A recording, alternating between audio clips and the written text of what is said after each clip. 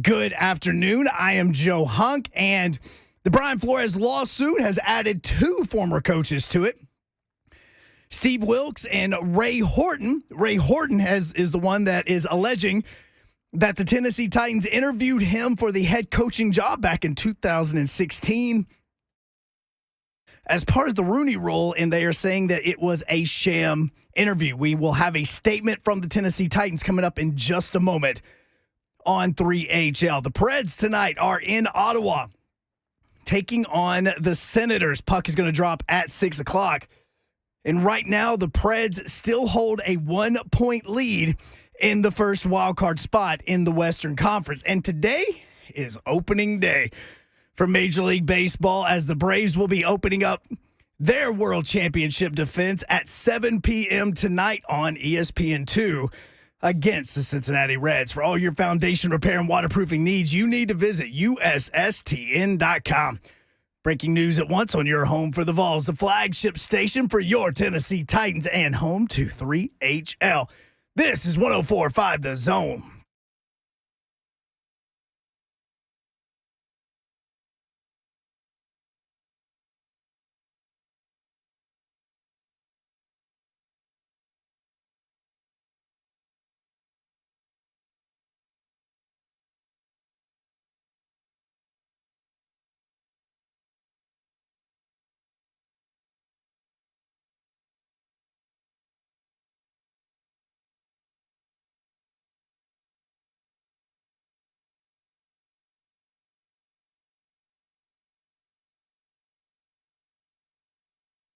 Yo, what up, Nashville 3HL on the air on 104.5 The Zone.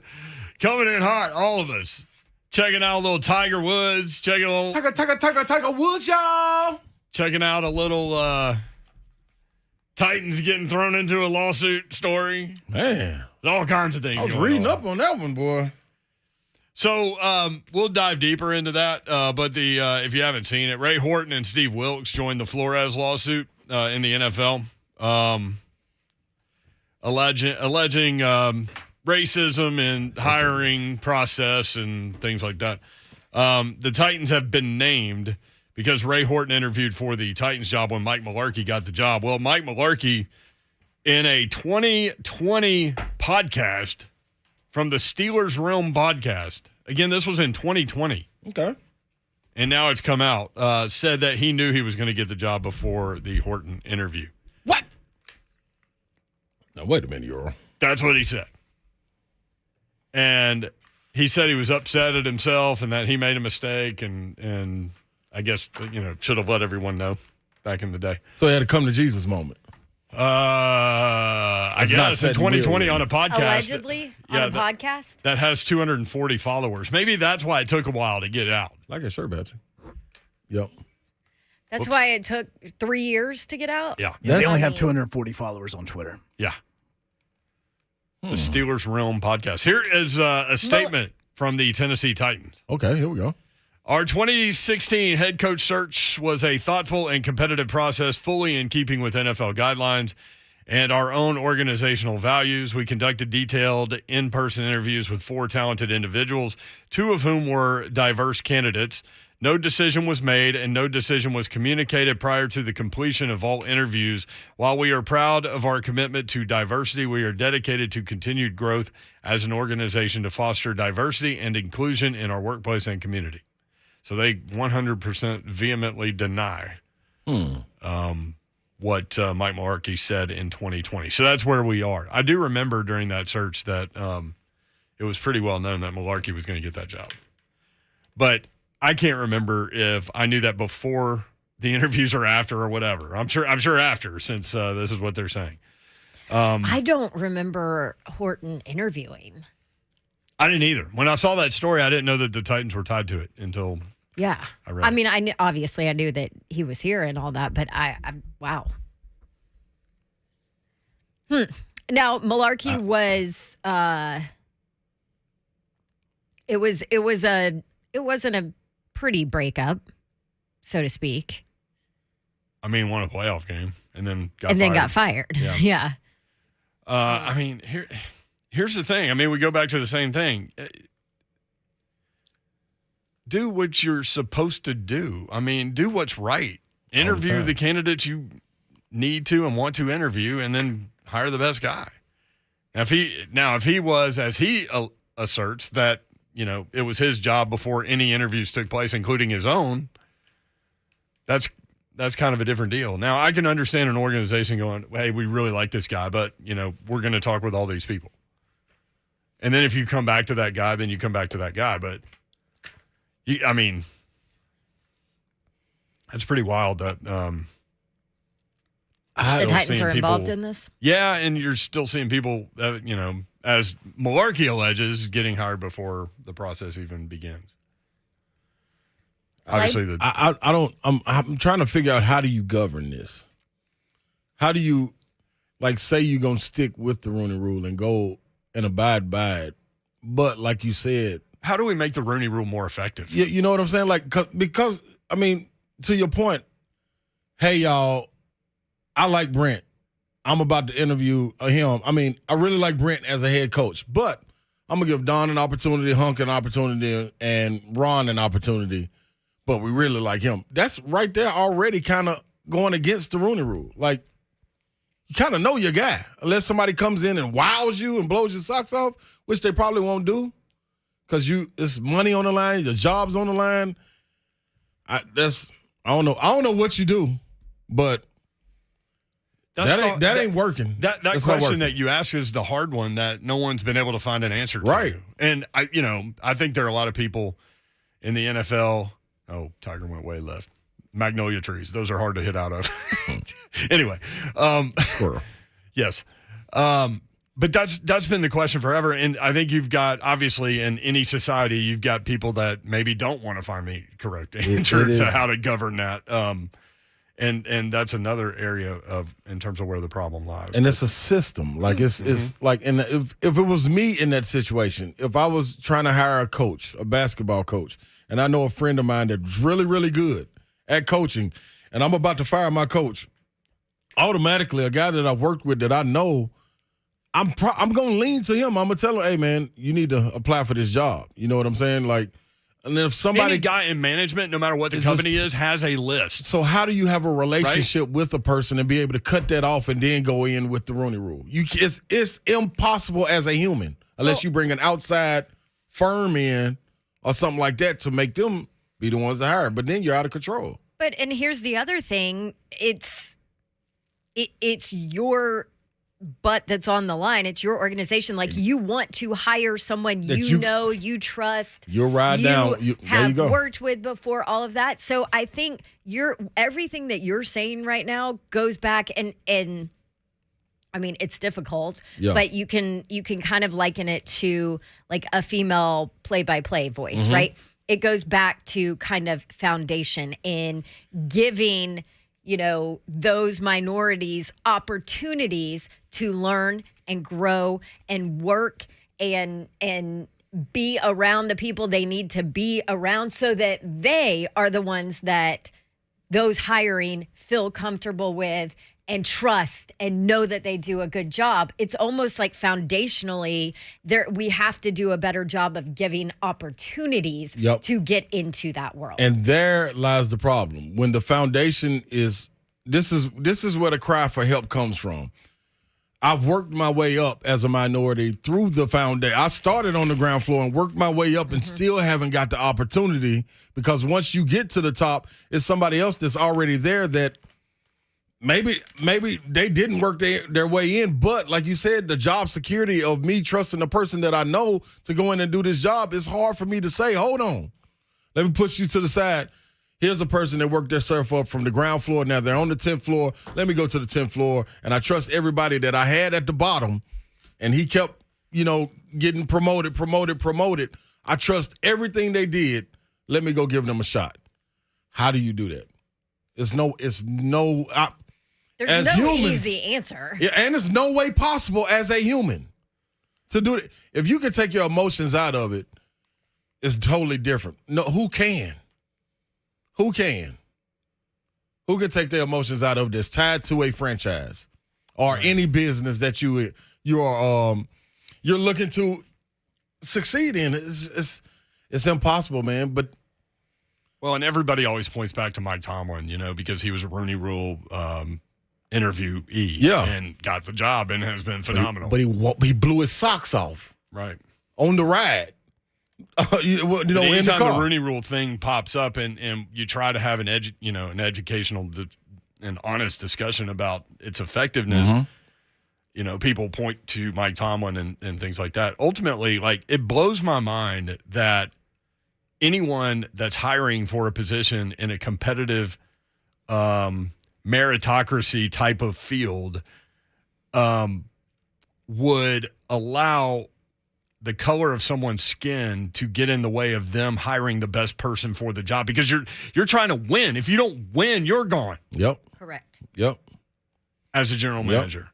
And it blows my mind that in 2022 we're still dealing with this, but we are. Yeah, without question. And so it comes back to the question that you asked, and that's going to be the question and we got to hurry up and get that question out of there, because that continues to keep being the excuse to why we can't figure it out.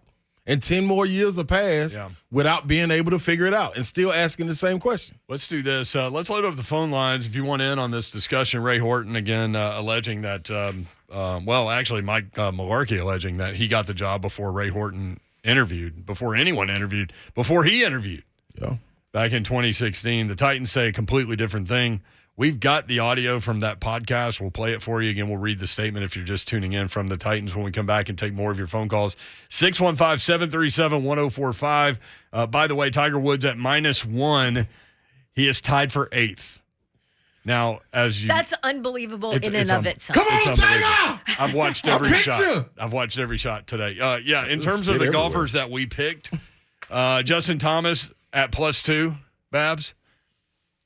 Also, Babs stole that from me. I had an Alabama friend of mine text me after the show and said he almost ran off the road when an Auburn girl picked a Bama guy. No, she wouldn't.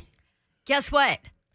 I just want to win. It's just business. It's just business. You able to take your emotions out of it and separate. It's just business. Put Babs in control. Babs also had Brooks Koepka, who's even par. Hunk has John Rahm, who's even par, and Spieth, who's even par. Slay has DJ, Dustin Johnson, who is -1, and Tiger, who is -1.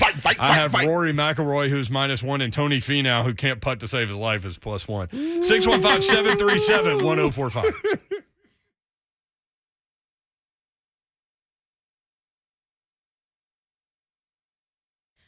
All right, MLB opening day is here, people. And right now, all customers, all of you, can swing for the fences with a no-sweat same-game parlay. FanDuel Sportsbook has this for you. What do? You pick any MLB game, and then you can combine at least 3 bets. So I'm looking at Reds at Braves right now.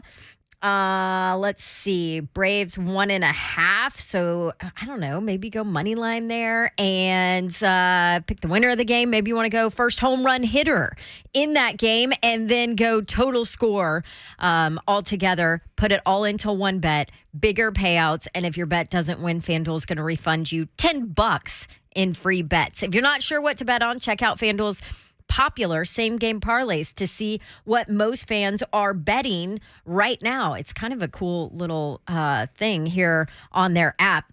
Get in on the action. No better place to bet America's pastime than on America's #1 sportsbook, and it's super easy to navigate. Head over to your FanDuel account or download the FanDuel Sportsbook app. Sign up using promo code DAWN, DAWN. Bet your no-sweat same-game parlay today. That is promo code DAWN on the FanDuel Sportsbook app. You got to be 21 and older and present in Tennessee. First online real money wager only. $10 first deposit required. Bonus issued as non-withdrawable site credit.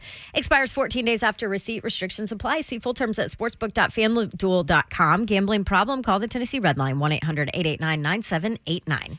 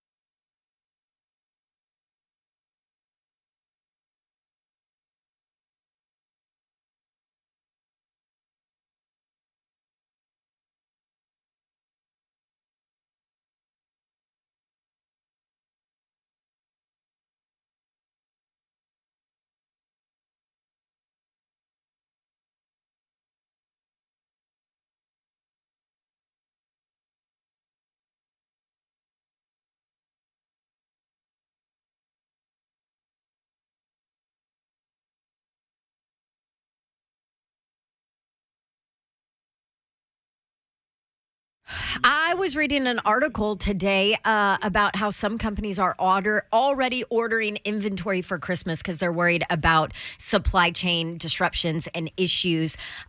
It's about to be spring, and maybe you have redone your outside, or you're looking to redo your outside, your backyard, and you need outdoor furniture. Graham's Living, that's where you need to go. And I talk about supply chain issues. Well, guess what? Graham's Living has a huge selection of inventory of in-stock and ready-to-ship items, which means they're your ideal destination for all your home lighting and all of your outdoor furnishing needs. You walk in the showroom, you see this gorgeous display of lighting fixtures and unique home furnishings all over the store. But then take a right when you walk in, you'll walk out back, and it is one of the area's largest collections of high-end outdoor furniture. Brands like Summer Classics and Lane Fincher. They've got umbrellas, fire pits, anything else you need to complete your backyard retreat. And that was what was big for us. Something in stock, ready for immediate delivery. Oh, and by the way, with Graham's Living, free local delivery and setup of your outdoor furniture if you're in the Nashville area. Graham's Living is a third-generation family business. They've been serving the Nashville community for almost 25 years. Go see them. Tennessee's premier source for on-trend lighting, luxury outdoor living, stylish hardware. Trust them to make your home vision a reality. 244 Cool Springs Boulevard. That's in Franklin, Tennessee. Go visit the showroom and treat yourself to the Graham's Living experience.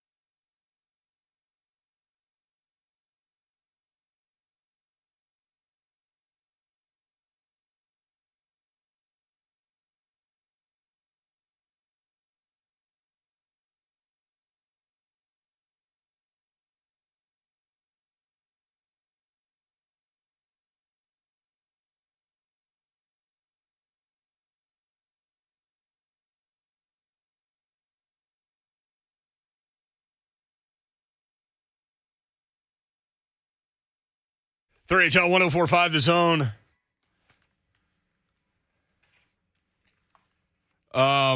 Balancing Masters talk with the Titans being named in a lawsuit.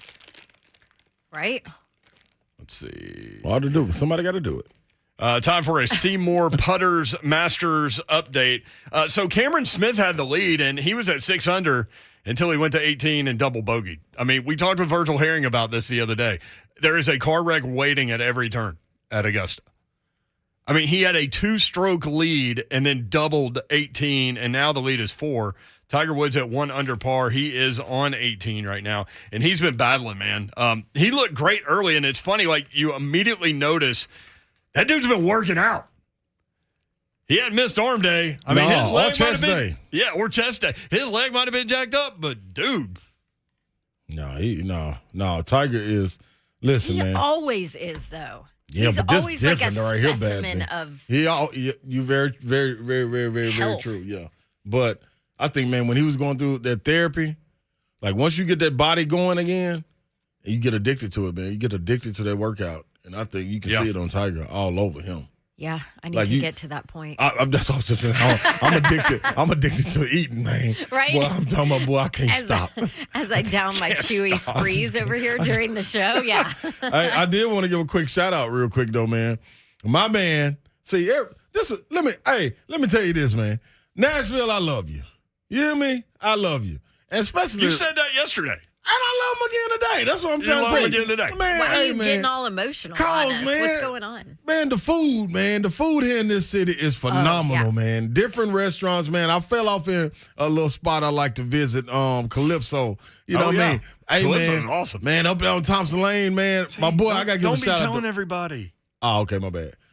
Because everybody going to be trying to go there. Yeah. Man, them salads are so fresh. Oh, my God. But salute to my guy, Rat, man. Rat? Man, I think what they call him, Raditcher? Something like that, but short for Rat, you know what I mean? Hey, Rat, what up, man? Salute to you, man. You and everybody over there, man, all the employees, the staff, putting it down in the kitchen. That rotisserie chicken is fire.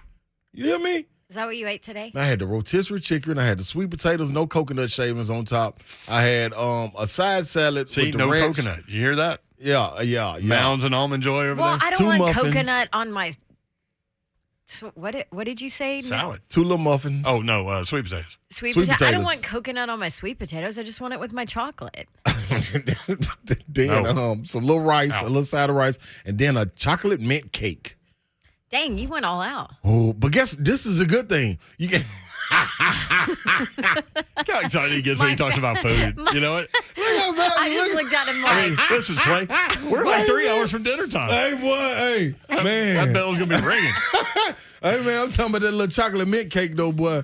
Fantastico. It's really Fantastico. good. Yeah, it's really good. I'm going to be real. So shout out to y'all, man. What up, Calypso? Hey, by the way, Tiger Woods is currently sitting at 67. So if he were to birdie 18, actually, no, he would have to eagle. No, this stat is amazing. Tiger Woods has played the Masters 23 times. This is 24. Mm-hmm. He's only shot below 70 in round 1 twice. 2 times. And he's got a shot to shoot 70. But that's amazing to think about. The 5-time winner. 5-time winner, 5 times in 23 3 tries. Pretty amazing. He is, I just found random stats as I was watching this today. Best par save putter in the history of the game. Had a save of par on hole number 1, and that's when he got going a little bit. Mm-hmm. But it's funny because, do you have the Virgil Herring cut from the other day? Virgil Herring, when he was breaking down the Masters, said, I want to know what happens when Tiger has to walk up 8, because that's a steep incline. Well, on 8, he bogeyed 8. you think And it had something to do with him walking? This is what Virgil said in detail. I think that he knows that he still hits it good enough. He knows he still pitches it good enough, and Lord knows he can putt it under the gun as good as anybody that's ever walked this planet.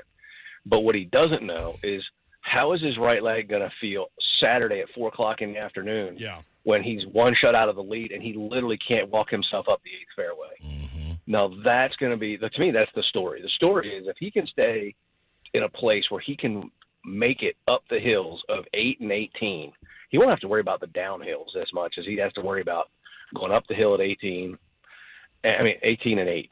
Those are the 2 big carries of his body up a hill. And it'll be, obviously, if he gets into contention, there's just going to be this weird balance between adrenaline and his body falling apart day 4 up a hill with all the heat on. And obviously that 18th hole which is the climax of the event. he'll be as tired and as sore and as in much pain as he's been in, and according to him, in his life. Whew, that's going to be a storyline on top of the storyline. So he was 1 under par, walking up 8, trying to go up and down for birdie on 8, and he was walking up the hill, and he was using his wedge as a cane. Mm-hmm. And then he totally flubbed the next shot. Looked like me out there, or Slay, or both of us together. We combine our games. That's what it looked like. And so he bogeyed 8. Gets to even par. Then he was grinding. So then he missed 5 greens in a row, and he had to go up and down, up and down, up and down, up and down. And he kept doing it until he got to 14. He had a bogey on 14 after he birdied 13. He birdied 16, the par 3. Slay and I were downstairs when he did that. I don't know what it looked like 30 feet, something like that. I have no idea in terms of how to judge that stuff. But then he par 17, and then he walked up the hill at 18 and parred 18. So Tiger Woods completed round 1 under par today, 71. Can you believe that? He's amazing, already made man. me eat my words. That's amazing, man. That's amazing. We were wondering if, Slay picked him to win because of the competitor's mindset, right? Yeah, him being him. And what did I tell him? I'm like, Slade, that's like picking a quarterback in like the 6th round. What a waste. Yeah. So Tiger's like, hold Except my for beer. once when it wasn't. So when it's And now we can't get rid of the guy. I got us wired differently. Retires, He's still unretires. around. Never going anywhere. So just an amazing, like I thought, like just being able to play was an amazing story. If he could make the cut, that's even, that's a crazy. hellified story. Yep. It looks like he believes what he said. Do you think you can win? He said, I do. And he played a smart round. He's sitting 9th. I mean, like, what else do you want? Like coming out the car The wreck. dude, not even a year ago, didn't know if he was going to be alive for this year's Masters. Hey, man. Certainly didn't think he would be walking and playing competitive golf. See, this is what I was saying. The CG, the competitive greatness. Yes. Man, it clicks for some, man, and it elevates you to a whole. Like, I honestly think that's the reason. What's my guy? Joaquin? Is that how you say his name? Joaquin? That was playing in his group. He ain't gonna help me. He's just gonna look at me.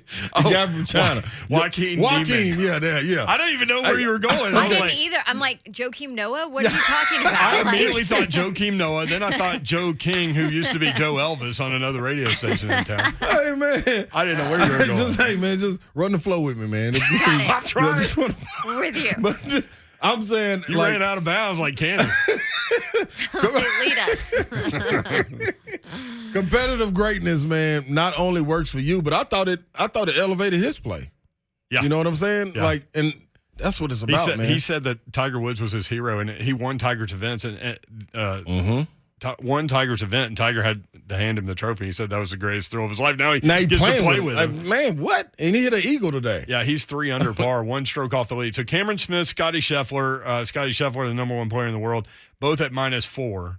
Scheffler's on 18. Danny Willett, Neiman, let's see, Dustin Johnson at 2 under, Will Zalatoris at 2 under. Again, Tiger Woods with a group at 1 under par today. So I thoroughly enjoyed watching every shot of Tiger's round today. That was great. I can't wait to see the numbers on ESPN Plus. Oh, it's going to be yeah. ridiculous. Yep. Ridiculous. By the way, Cameron Smith is doing an interview right now. With the mullet. Like, is there a less looking Augusta National Masters champion than Cam Smith? He looks like he's in the Dukes of Hazzard. No, it's not even a good. I mean, it's like a frizzy mullet. Yeah. Well, he is 100% business in the front. I mean, you can all see business in the front. Like, he looks like an accountant. Except that mustache. And we love you, accountants out there. We love you guys. I know you're busy. It's tax season. But he's seriously in the front. If you just cover up like the mullet in the back, I mean, he legit looks like a dorky kind of like guy. This is factual. And then he just turns his head a tiny bit, and it's this frizzed out mullet. Yeah, like stringy, like thinned out hair. I mean, crazy. Dude, give it up. Anyway, no, he is rocking that on purpose. All right. that's his look. Tony the Stud wants to talk about the Masters, and then we'll go and then we'll go into the Titans lawsuit deal Titan. with Ray Horton. Tony, what's up? How are you, man? Ed, good. Was that not one of the best 5 hours of sports that you've watched all year? Man, I got a lot done around the house and while watching every shot. I mean, it was I told phenomenal. my buddies this week, my excuse for everything is it's the Masters. So no matter what the question or what it is, it's the Masters. So why are you drunk? It's the Masters. Why didn't you show up for work? It's the Masters. Why are you driving erratically? It's the Masters. So I don't know. He played so good today. Like, honestly, for that guy to be under par, I know he said he was going to compete. I believed him when he said it. I've seen him and heard him say it before, and he did. But that guy, he battled today, and he ain't had – I remember last year I was sitting in my house when I heard about his accident, and Tiger Woods has been my favorite golfer since I was a kid. I thought that day, I said, I'll never see him swing a golf club on TV again. Right. I truly thought that was the last time that I would get to see my favorite golfer of all time get to play in a major or in a big tournament to where he could go and compete and raise another one. Mm-hmm. I think that the way that he played today, and if you guys know anything about Augusta, tomorrow the wind is supposed to be super crazy. Yep. All right, so you're going to need a lot of experience around that course. And for a guy that's played there, I think this is his 22nd time. I might be wrong. He might have had more. I think it's 21 consecutive cuts that he's made at Augusta. This is 24. This is his 24th Masters. So yeah. It's that guy's experience and knowledge around that course. I'm telling you, I put $10 on him at plus 4,000 on BetMGM last night. Would give you 2,000. I'm not saying that I don't have a shot at that. I think that he has a shot to win it this week, and I think that I am thrilled to be able to see him. That was one of the best 5 hours of golf I've watched in at least the last 2 years, if not since he won it last time. Thanks, guys. Good stuff, Tony. Appreciate it. I thoroughly enjoyed it. Crazy. Thoroughly enjoyed it. It's absolutely it's crazy to think that he might be in the mix. But Right. he might be in the mix. When he wins Augusta, like when he wins tournaments, it feels like, he was out there with the mindset Virgil talked about the other day. You can't win the Masters on the first day, but you can certainly lose it. Right. And he tries to stay out of those situations. He's said that himself. Yeah. a Like million shoot par, times. maybe hit a couple of putts, go in at 2 under, and he's at 1 under. Yep. I mean, it's just amazing because take the car wreck out of it. Remember before 2019, I think that's one of the great sporting things that I've ever seen is him coming back from that all that back stuff. Right. And all the personal stuff. Like, it's a kaleidoscope of drama in this guy's life, and physically and emotionally and all of those things. But, we're not even talking about that, all the back things. Yeah. Because he tweaked his back on one of the swings and, complained about it, but kept rolling. I'll say 2019, too. It looked like he was, man, I got to get through this. Today, man, he looked good. That's what I was going to say. They just showed him walking to the scores table, the scores tent, Mm-hmm. and he was walking better than he was yesterday. Right. It was less of a limp. It was less noticeable. And now part of that's adrenaline, and I'm sure whatever Right. shots they're Yeah. they're administering. But you almost just see his joy in Confidence. Yeah. in being Yep. back. Is Yep. that reading into it too much? Yeah, he hit a shot I think so. I think it was 12 maybe that went to the front of the green, and it was just short, but it was 239 yards with whatever he used. And he was laughing with his caddy, and he goes, I can't hit it better than that. And he was smiling and laughing. That's not the Tiger Woods we've grown to expect. In 2019, you could tell that he thought as he was doing it that this is it. I better enjoy this. My kids have never seen the Tiger effect, and they're Right. seeing it today. Yep. And this And is he it. talked a lot about that. Today it looked a lot more normal for him. It's weird. He had 2 drives that went left where it looked like his leg gave a little bit. Outside of that, I mean, walking up 8, like I said, where he was using his club as a cane. But I mean, he grinded it out. He's good, smiling man. in the interview, having a good old time. He looked good, man. I'm going to be real. He's all jacked in the arms and chest again. Mm-hmm. Like that failure is success, man. Failure is success. Like What color shirt is that? Is that red, pink, magenta? No, that's magenta. Yeah, magenta. That's what you look out. Slay, I was telling you, when you look at the radar and thunderstorms are coming, that's the color you need to look out for. Magenta. I would have said fuchsia. Maybe it is. 615-737-1045. Ray Horton and Steve Wilkes joined the Flores lawsuit talking about racism with regard to hiring processes in the NFL. The Titans have been named. Ray Horton interviewed for the Titans job in 2016. Mike Mularkey, who got the job, said he knew he was going to get the job before any of the interviews took place, including his. This is what he said. And this is in 2020. And this interview took place on the Steelers Realm podcast in 2020, but it's just now coming to light. This is what Mike Mularkey said. I've always prided myself in doing the right thing in this business, and I can't say that's true about everybody in this business. It's a very cutthroat business, and a lot of guys will tell you that. But I allowed myself at one point when I was in Tennessee to get caught up in something I regret, and I still regret it.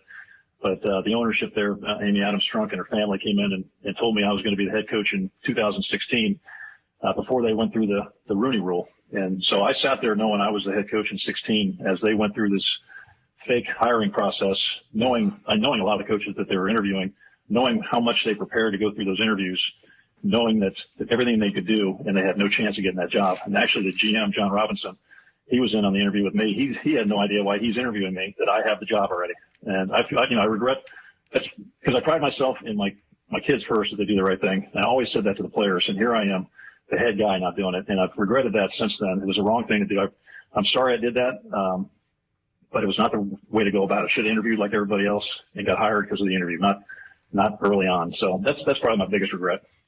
Here is the official statement from the Tennessee Titans. Quote, our 2016 head coach search was a thoughtful and competitive process, fully in keeping with NFL guidelines and our own organizational values. We conducted detailed in-person interviews with 4 talented individuals, 2 of whom were diverse candidates. No decision was made. No decision was communicated prior to the completion of all interviews. While we are proud of our commitment to diversity, we are dedicated to continued growth as an organization to foster diversity and inclusion in our workplace and community.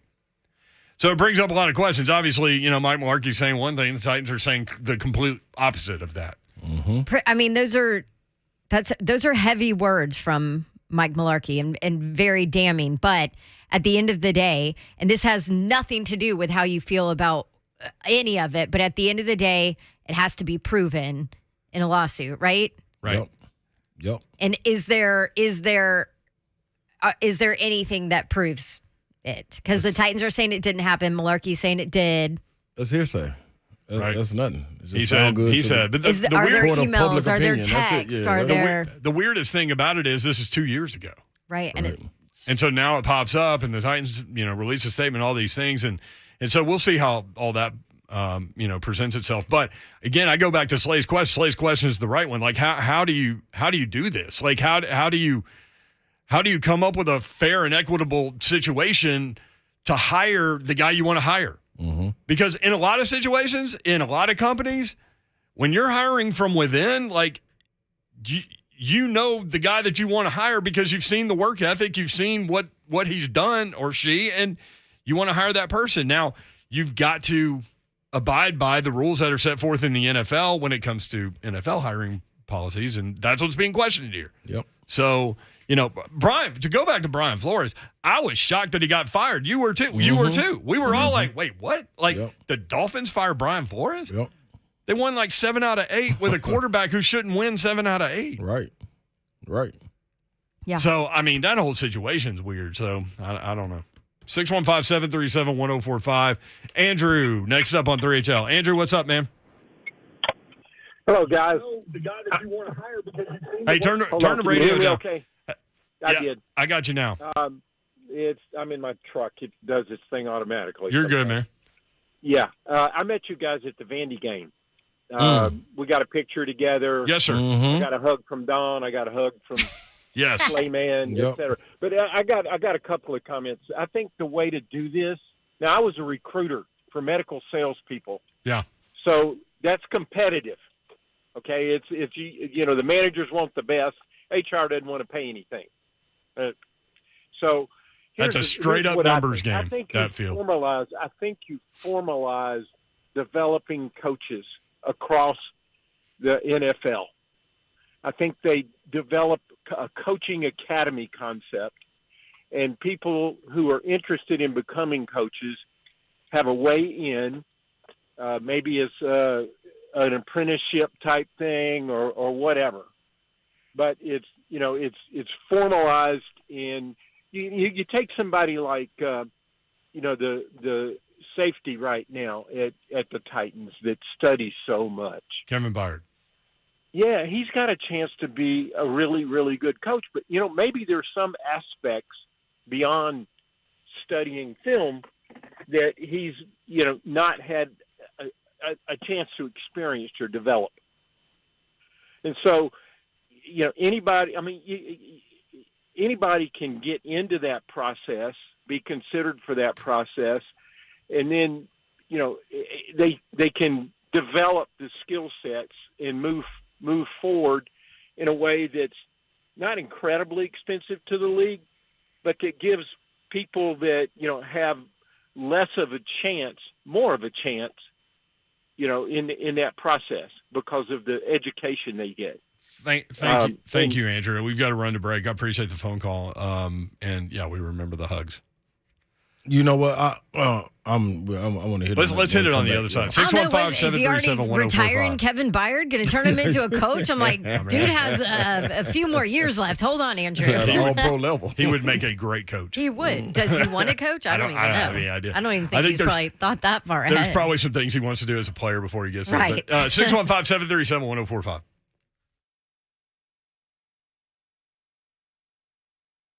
The Home Loan Expert just had an amazing contest out there against the corporate lenders, 93-19. Now, Coach, what are your thoughts? Today we put it all on the court. Great work, great loan options, all that hard work paid off for us. Darius, amazing performance. You were getting rates that nobody else could touch. How'd you do it? Honestly, we're really coming together as a team, and our process is always streamlined. That's why we take 21 days to close. Coach, any final thoughts? Go with the lender who's outplaying the rest. Get started today at the Home Loan Expert. What's up, people in Nashville? What's happening? Listen, I'm telling you right now, man, I love the city. Love the city. Love getting cars, too. That's why you ought to go to Music City Autoplex. Yep. 2430 Gallatin Pike North. That's where you can go on MusicCityAutoplex.com. Now, Music City Autoplex is extending and expanding their showroom floor. Why? Because for you. To put more cars out there. Now, you got to understand now, they have more cars, more pre-owned vehicles than anyone, anywhere else. And I mean, that's factual.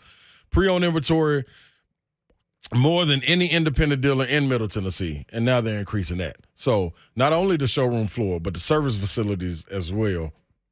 Great people in there helping some great customers. That'll be you when you walk in there. And you double the business because it doubled last year. And they're going to make all the things easy for you, especially when it comes to getting financing options, some of the best out there. So when it comes to getting a car, you want to have a car ain't got no roof. You got one way to do it. Go to Music City Autoplex and get you a car.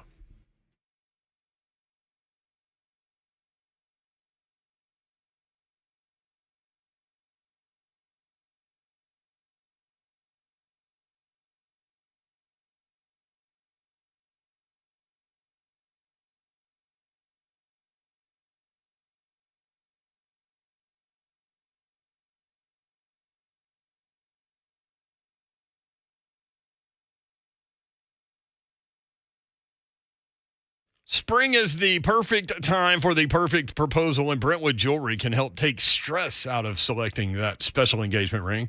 Browse their incredible selection of one-of-a-kind rings, or talk with their custom design specialists to create a stunning ring as remarkable as your loved one. Brentwood Jewelry can help you find a beautiful ring in your ideal budget.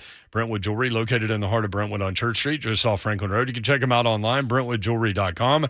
They are there for you for any of your gifting responsibilities. Graduation season coming up, Mother's Day coming up, birthdays, anniversaries, Christmas, whatever you need to get done during the calendar year. It's great to have a jeweler. You can just walk in and they can point you in the right direction. In a matter of minutes, you've got the perfect gift. Brentwood Jewelry, check them out in the heart of Brentwood, 7012 Church Street, just off Franklin Road. Exceptional style, exceptional deals every day for more than 50 years. In a time when supporting local is imperative, shop Brentwood Jewelry. That's BrentwoodJewelry.com.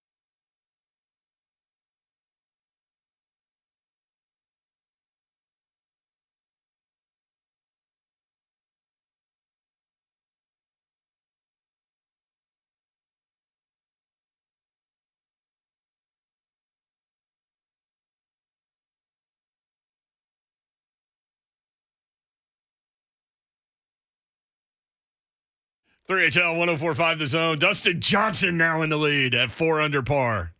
Tied with Smith and Scheffler. None of us took Scheffler. He's the number 1 ranked player in the world. Although Slay's doing all right. Dustin Johnson at 4 under leading the tournament. Scheffler doesn't one do of your good guys. Scheffler doesn't do good on the back nine on Saturdays and Sundays. I'm totally kidding. I have no idea. Yeah, you have no idea. You You picked John Rame, and his name is Rom. Yeah, I'm all about the Rams this year. It's the year of the Ram. Oh yeah, Ram. That's what you said. That's right. Well, guess what? Sometimes you just know. Look at that.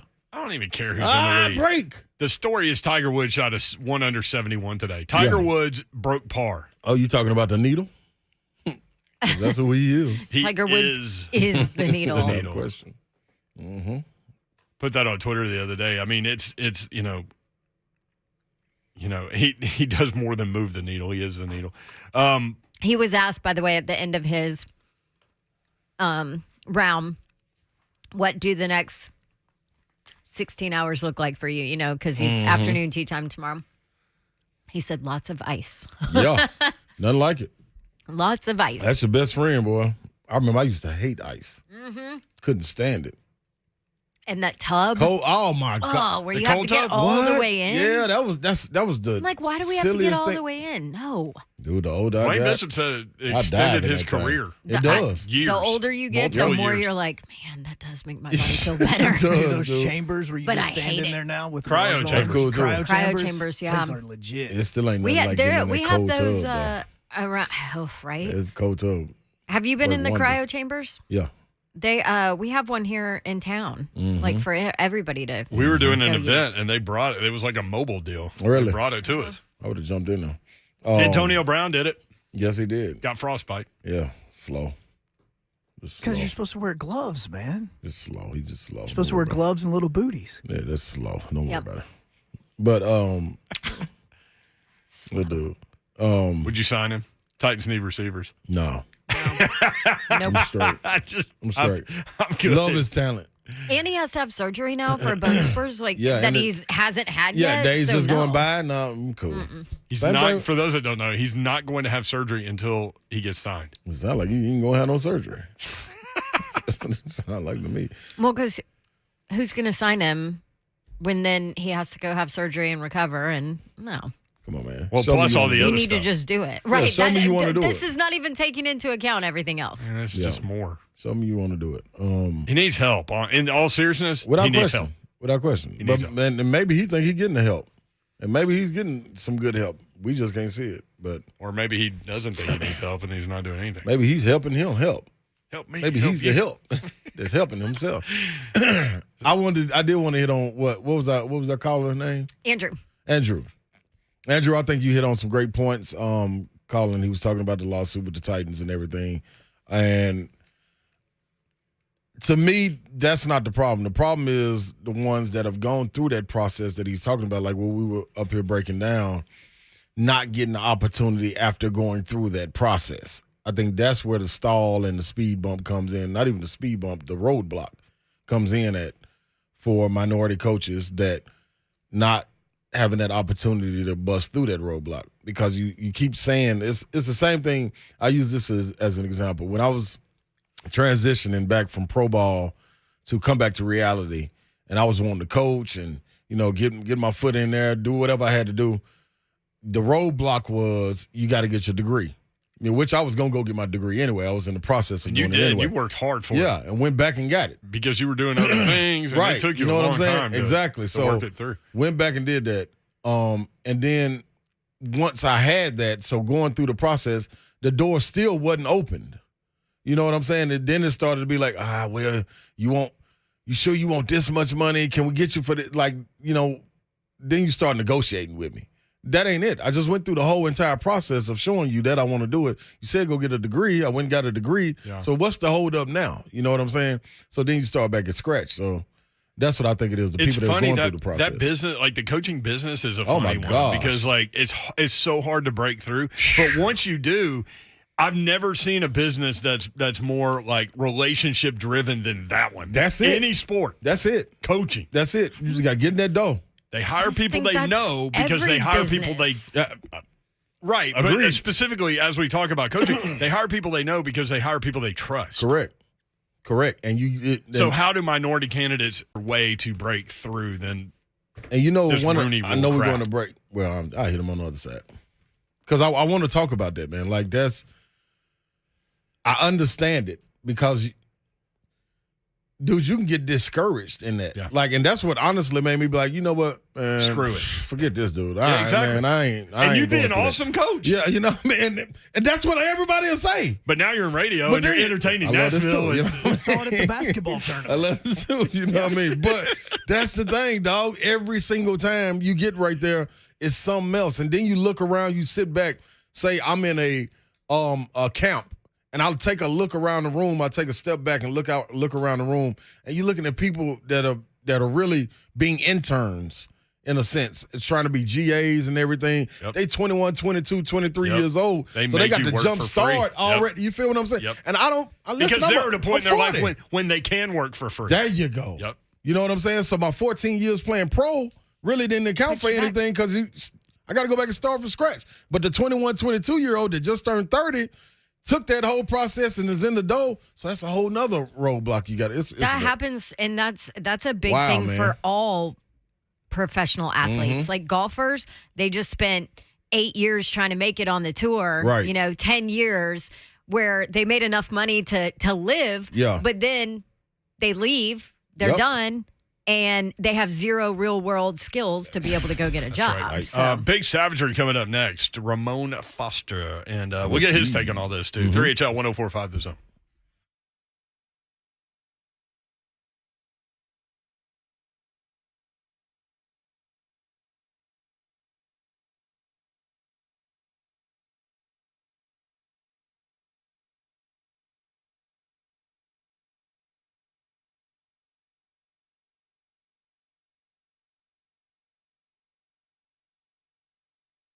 People,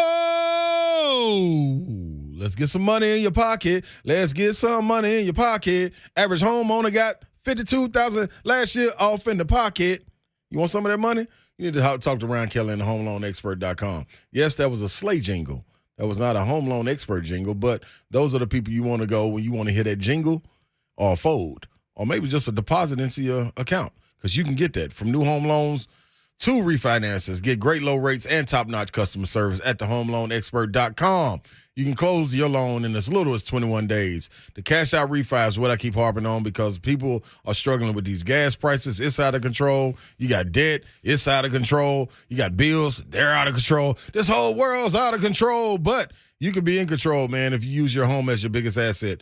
Home equity is so high right now. It's the perfect time to do a cash-out refi. Go and do that, man. Take a look at thehomeloanexpert.com. Ryan Kelly and thehomeloanexpert.com.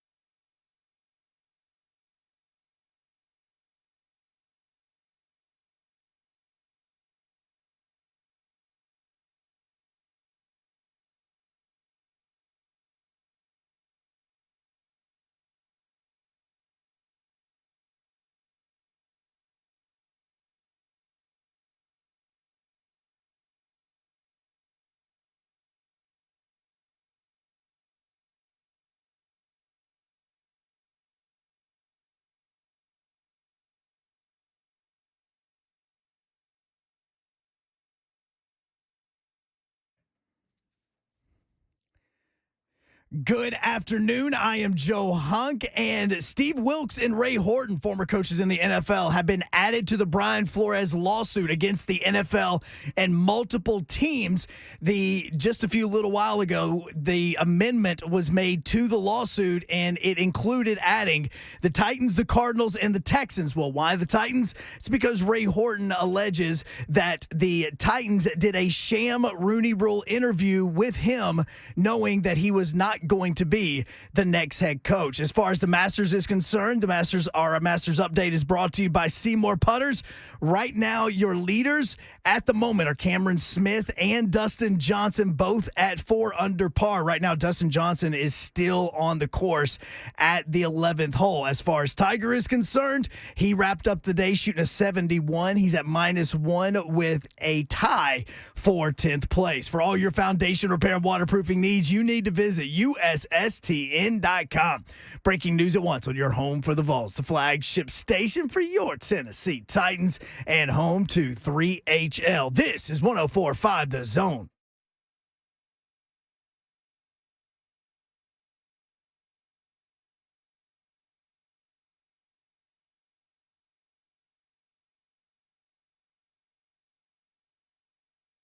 HL 104.5 The Zone. Need to jump on in here so I can get through everybody's intros.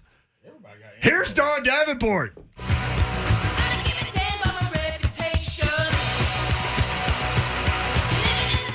Don, what's up? How are you? Hi. She's fired up, ready to go. Joe Hunt produces the show. He does not have an intro. Not yet. I am Brent Doherty. I do not have an intro. Ron Slay does. I'm in the building. I'm in the building. Hey, I'm in the building. I'm in the building. I'm in the building. I'm in the building. I'm in the building. I'm in the building.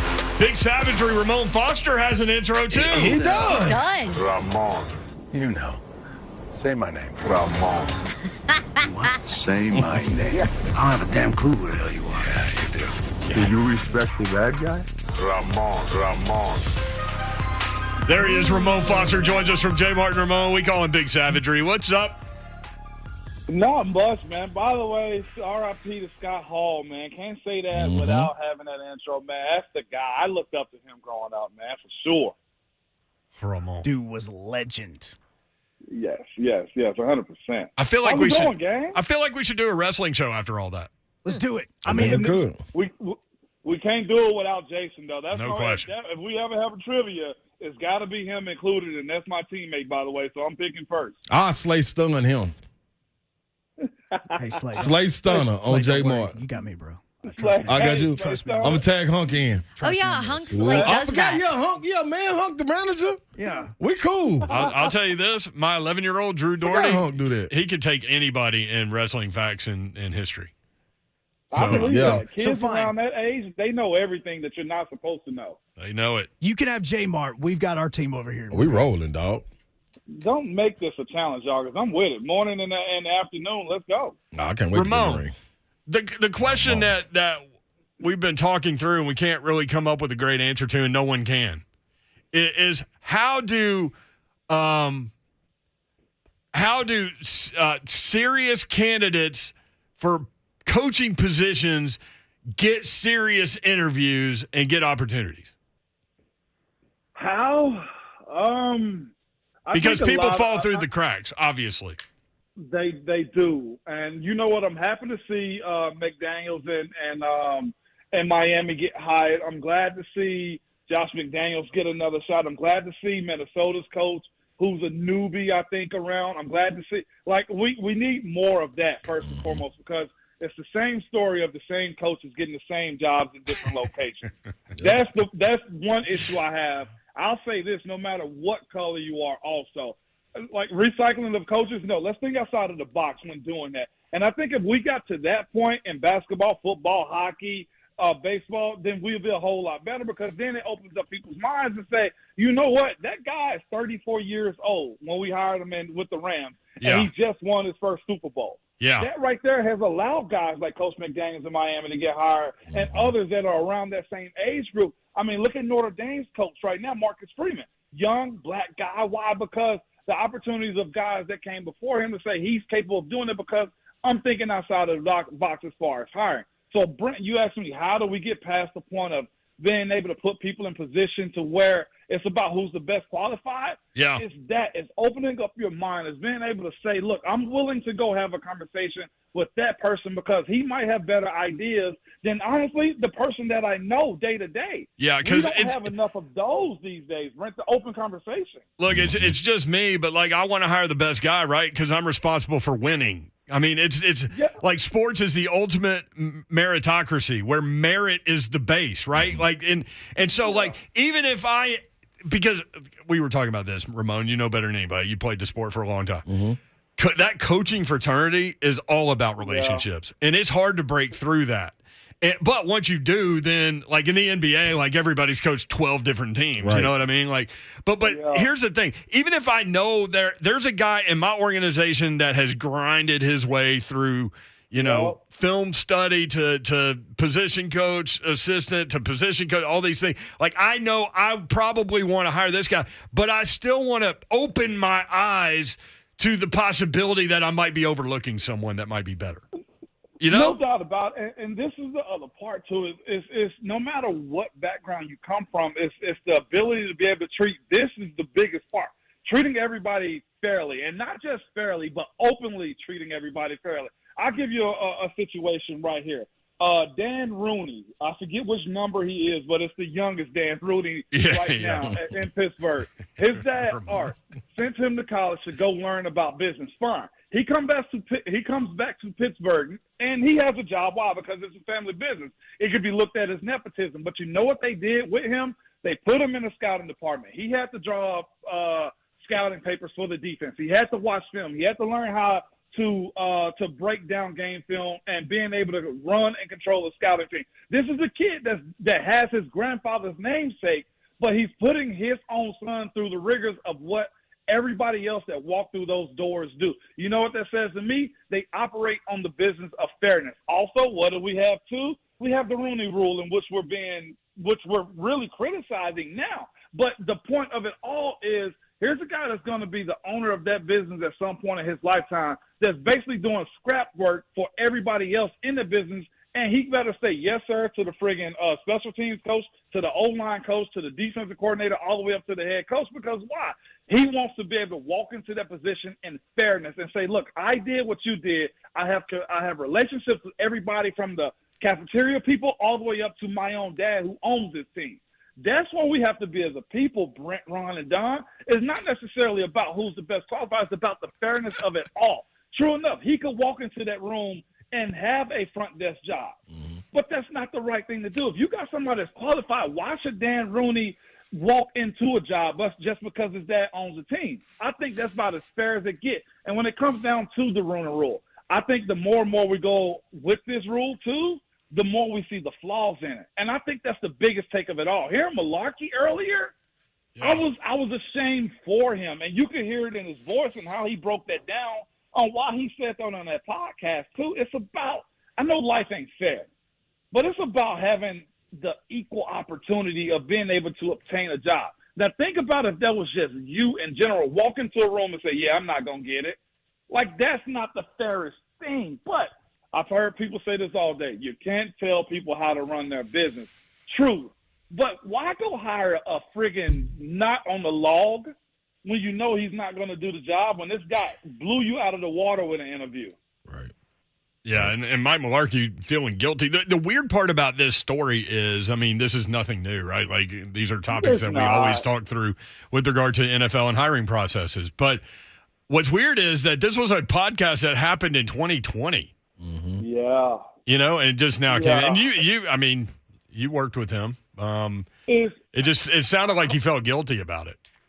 He did, and I'll say this. I won't even say I'm frustrated anymore as far as the stories that come out with stuff like this. And no, I'm not numb to it either. As a guy that played in this league, as a minority, all those things that we throw in the box, I'm not even frustrated. I just wish we as people had empathy, like the masses, the people who are consuming the NFL, would have empathy for it, because I was listening to Buck, I was listening to Blaine and Mickey, and the sentiment around all of the calls that pretty much came in is, well, so what? You can't tell nobody what to do. But then I think to myself, well, what if that was you or your son that had bust his butt for 15 years from being a scout, from being a coffee guy, a coffee getter, and you knew he was up against the ball as far as getting the job. Like, it's about the empathy of it all more than anything. And I know a lot of people say, Ramon, you're a football player. You're not supposed to feel that way. But no, I'm a people guy too. Ron and Don, I know y'all feel that way about people. Like, I've been around all y'all. As much as we're going to talk crap to each other and compete, we want to see each other win. And I think we need more of that in this society. Right. And I'm not preaching. I felt this way for a long time. I'll talk to a tree if I have to. Like, let's do more of that than just saying, well, we can't change it. Eventually it will change. And at that point, there's nothing none of us can do about it either. There he is. He's candidate Ramon Foster. Well done. Big savagery. I mean, at some point, we'll all just learn to love each other. I don't know. I don't know how we get there, but Jackie Moon said this in Tropic Thunder. EIL, everybody love everybody. That's right. ELE, everybody love everybody. Come on, man. What are we doing? One big group hug, Ramon. God, Hey, love you, brother. I'm not tired. I'm not tired of the conversation at all. It's just, when will we, the masses, finally say, you know what? I get it. Let me just talk to that person I've never seen a day in my life and get some understanding. And I think that's what the coaching circuit is looking for also. It's like, hear me out to see if I'm actually worth that job interview, or if I'm worth that hire, or maybe not the head coach, the assistant head coach maybe, you know? That's spot on. Big savagery. Ramon Foster, J. Martin Ramon, weekdays 6 to 10. Thank you, bro. Yes, savagery. No doubt, guys. Love you guys. Love you, my brother. Love you. Y'all know Ramon got a haircut?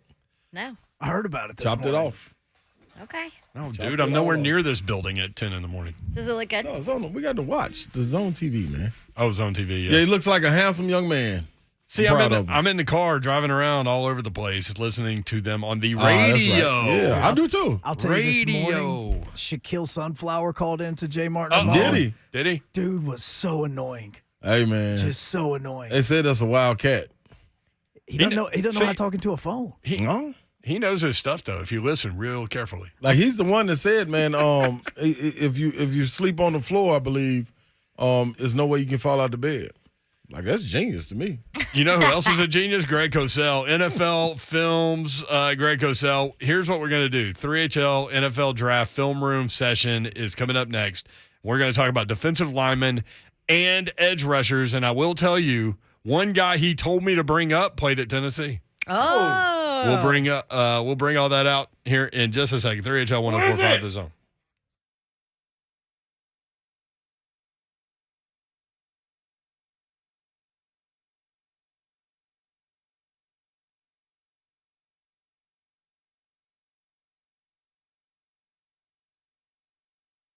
Action247.com. That's how you can bet on the Masters, and you can do plenty of things.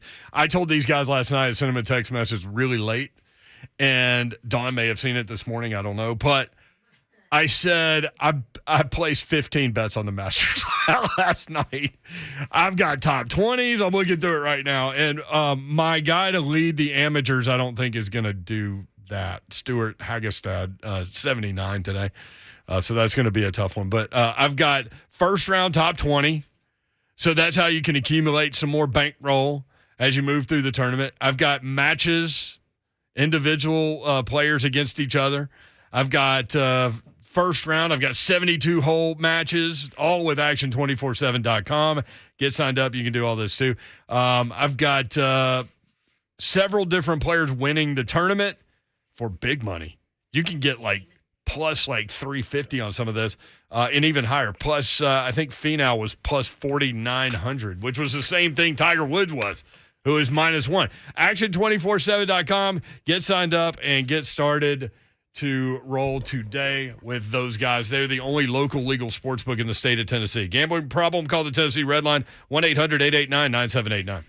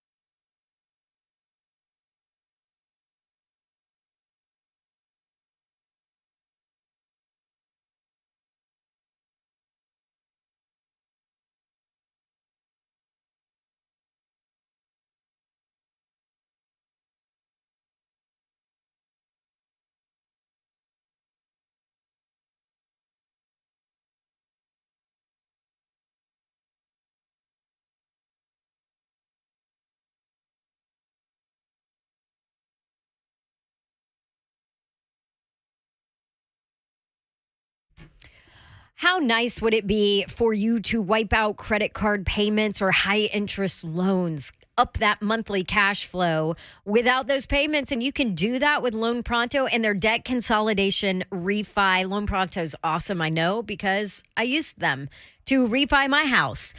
Especially in this area, Middle Tennessee, we all know that home values are ridiculously way up, and Loan Pronto can help you to use the equity in your home to your advantage and make it a smart financial move for you. Refinance your mortgage now. Take money out to pay off all of your credit cards, eliminate PMI charges, pay off in-person or personal loans or other high-interest debt. And there are a lot of examples of homeowners all over doing it. I'm hearing from a bunch of you that have done it. Timing of the essence, or time is of the essence here. Why pay 20% interest when you can consolidate it into one low payment with a mortgage APR in the threes? That's not going to stick for very long, though. Go ahead and call Loan Pronto now. 615-499-5780. That's loanpronto.com. The Loan Pronto debt consolidation, fast and easy refi is amazing, and you could even skip your next house payment. 615-499-5780. Loanpronto.com at 499-5780. Equal housing lender, NMLS 1661781, subject to lender approval.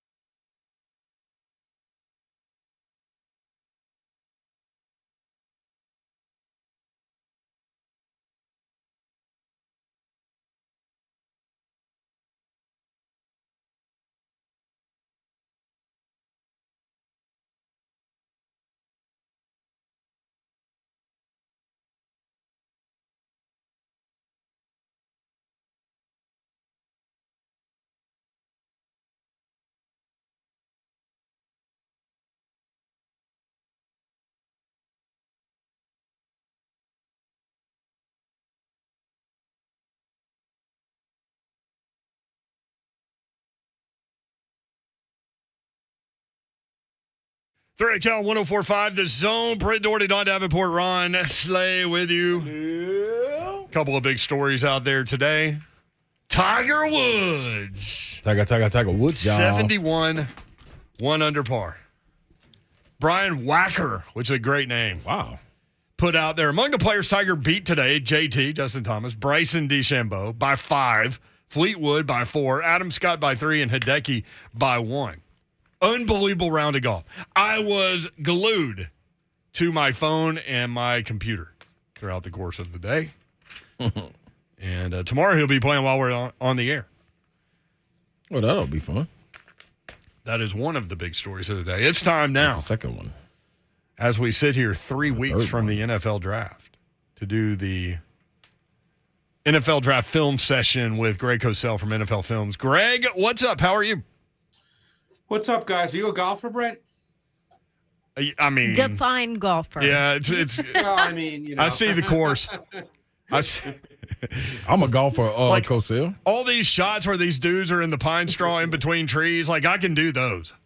Yeah, I'm not a golfer, so All right. Yeah, but all you do is watch film. You were an athlete, Greg. Come on. The operative word there was. Yes, I was indeed. Yeah, there was a time. There was a time. Yes. I love it. Well, let's dive in. We've got a few weeks left, so we're going to cover defense today. Defensive linemen, edge rushers. Next week, linebackers, and then the secondary, and then we'll be ready to roll. So let's dive in. Aiden Hutchison, Greg, from Michigan, 6'7", 260. Very impactful player, very productive player. At 6'7", it seems like you could go at his knees a little bit. I don't know. He's a very good player. Look, if the whole idea, and teams do this as well, is they obviously look for all the strengths, all the limitations. That's what teams do. So you would say with Hutchinson that he's certainly not a twitchy, sudden athlete. You wouldn't say he's flexible. And the arm length issue will impact some teams because his arm length for a guy who's close to 6'7", his arms are actually rather short. But he is a guy that really plays with great coordination with his hands, hips, and feet. They work harmoniously. He's got very good play strength. And the one thing that stood out, and this is why I really like watching full games, which you have to with defensive players. Yeah. You cannot watch highlights, is he has a plan. He had a pass rush plan in every game for the player that he was going against. And that's pretty refined in advance for a college player. Now, he played, I think, all 4 years, so he's not a young man. Some guys come out early. But he's a really good player. He may not be special in the way we think of special pass rushers, but he'll be a very good pro. Cosell, the next one, Kayvon Thibodeaux, which I think he kind of rubbed at least some SEC people or fans the wrong way with some of his comments about the Alabama. Yes, about Alabama and the SEC in general. But 6'4", 254, what have you seen from his game? Yeah, he's an interesting guy because he's obviously been talked about literally since he came out of high school, or maybe even when he was in high school down in Southern California. He's a guy that's got quick get off the ball. That part of his game is explosive. There's a physical nature to his game. He can rush the quarterback with what we call speed to power, where he can just get off and then go into the offensive tackle. But what he does not do well is he does not bend. He has lower body stiffness. And the way I describe that is he can't flatten his rush path when he gets beyond the offensive tackle. Because there's two sides to rushing. There's the high side, which is the outside, and the low side, which is inside. When he's able to clear the arc on the high side, he just can't flatten because his lower body is stiff. So he's not really a great pass rusher. He's a strong player, but he's a little tight-hipped. He has lower body inflexibility. So he's not a great prospect as a pass rusher. What about Travon Walker? We know what Georgia is doing, but what about him? Travon Walker. Yeah, Travon Walker is a really good player. I just don't know if his game is built on being a pass rusher at this point, but he's a really good player. Georgia moved him around a lot. He played inside an awful lot, and he's strong. He's got powerful hands. Heavy hands is the term we like to use. He's very long. He's 6'5". He's got a really sturdy frame, Ron. I mean, he's one of those guys that just looks like he could step right in and play right now. Can he become a great pass rusher? We'd have to wait and see that. I'm talking about from the outside. Right. He didn't do a lot of that at Georgia, but he's just one of those guys that's a really solid player in every area. And he's a grown man in terms of his body. So he'll be a good player. The question is, how will he be deployed by the team that drafts him? And will he end up at some point being an edge pass rusher? And that's a question. Well, we know what Georgia's putting out. And when we talk about the front four, oh my God. I mean, they've got several guys we have to talk about, right? I mean, I think they have 8 defenders who came out, and I can't watch 8 guys at one time. So I feel like all I've been doing, I go to sleep at night, and all I do is see Georgia's defense in my brain. I think and they're all 5-star kids when they come out of high school. Right. Well, let's focus on the big mammoth of a man in Jordan Davis. Then. Oh my gosh! I know you're seeing him on the screen. Yeah, first of all, a couple of things. Okay. In today's NFL, do you think, and just a question that I've been asking a lot of people, what is the value of a player, a defensive lineman, who is not going to play on third down? In a pass-happy league, he did not play on third down. You're right. Except when Alabama went fast and kept him on the field. Yeah, and when Tennessee tried to go fast and he laid down, he even took a knee against Tennessee, so you're right. And I'm going to say something else that, the tape shows. There's the difference between power and strength, okay? Those are 2 different things. Strength is, in football, for a D lineman, is really the ability to hold your ground, where, and which he can do exceptionally well. He's a very difficult guy to move. Power is the best way to describe it would be strength in motion. Power involves movement and velocity. Davis is not powerful. He's incredibly strong, but he's not powerful. And there's a difference. So I'm sure he'll be drafted in the top 20. I'm really curious to see how it plays out with whoever drafts him, because if he did not play on third down for Kirby Smart, is he going to play on third down in the NFL? Not likely. Cosell, and I'm glad you said that, man, because I was watching it, and I know sometimes my bias kicks in, and I was like, man, Tennessee, who has a patchwork line right now, is kind of holding him in check. So but when you came to run the ball, like you said, with strength, he was able to hold himself. Yeah, you can't get him out of there. You couldn't get him out of there, but as far as power, like what Big Jeff does, as far as taking the guy and pushing him back into the quarterback's lap, what Aaron Donald does, you're right on that. I would be nervous to jump out there and say that, but I have not watched nowhere near the film you have to be able to stand on that. No, so I watched 1, 2, 3, 4, 6, 7 full games. Oh yeah. So that's, look, he's very good at what he does. But there's no mystery to him. He is what he is. Right. He's very good at that. But I think it's really important to understand the distinction between strength and power. Yeah. Let's stay with the Georgia guys. Devonte Wyatt, what do you see on film from him? Yeah, I actually think he's a better player than Davis overall. And I think he can do more things ultimately at the NFL level, because I think he has a chance to be a pretty good inside pass rusher. So he's another guy that's really, has a chance to be very, very good. Love it. A guy that you told me to ask you about, Matthew Butler, Tennessee. Oh, yeah. You like him. I really like that. I knew nothing. I didn't know one thing about this kid when I started watching Tennessee's tape. Not a lot of people did, Cosell. And I got to tell you, I was really, really impressed with this kid on tape. I think he's a scheme versatile D lineman. He can operate in 1-gap schemes, 2-gap schemes. Now, here's a guy that when you watch his tape, numerous times you saw him, the term we use is control and displace. He just controlled and displaced offensive linemen in the run game, and he did it constantly. And he actually was able to rush the quarterback as well. And when I was finished watching him, and I've not seen everybody, so I don't want people to think I've seen, hey, I'm one person. I've probably seen 125 or 130 players by now. Obviously not all defensive linemen, at all positions. But of the guys I've seen, I think he's one of the best interior D-line prospects in this draft. He's got a highly desirable combination of length, strength, and explosive power. He moved people. Unlike Davis, Butler moved people. He's got violent hands. He displaced offensive tackles. He showed some redirect athleticism. He ran people down.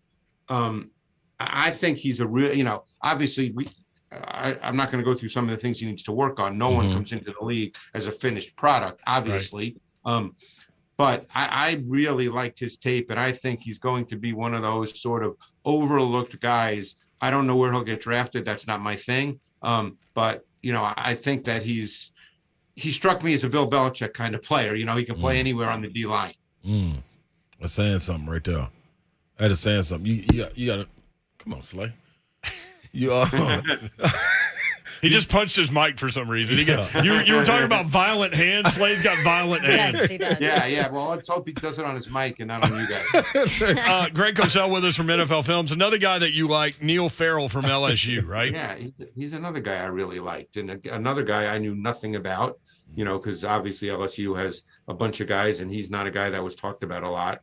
Another guy, he's over 6'4", he's 330. He moved, I thought, pretty well. He can play multiple D tackle positions, without going through the specifics of them. He was a gap penetrator. He had disruption traits, both with feet and hand quickness. Another guy that controlled and displaced offensive linemen at times. The more tape I watched of LSU's defense, the more I liked him. I think initially people will not see him as a pass rusher, but I think he can do that as he plays more. I think of someone like Greg Gaines from the Rams. Now they're built totally differently. So I don't want people to say, well, he's not like him. They're built totally differently. But Gaines was a guy that when he came out of the University of Washington, no one thought he'd play in your sub fronts. And by the end of this season, he was playing 70 snaps a game for the Rams. Wow. That's okay. You got another guy, Slay? Yeah, but I just wanted to ask him this off cuff because he's off the cup because he's been watching so much of Georgia. Number 88, Jalen Carter. Did he jump off to you? Because he always jumped off the screen when I watched Georgia. Talking about sophomore.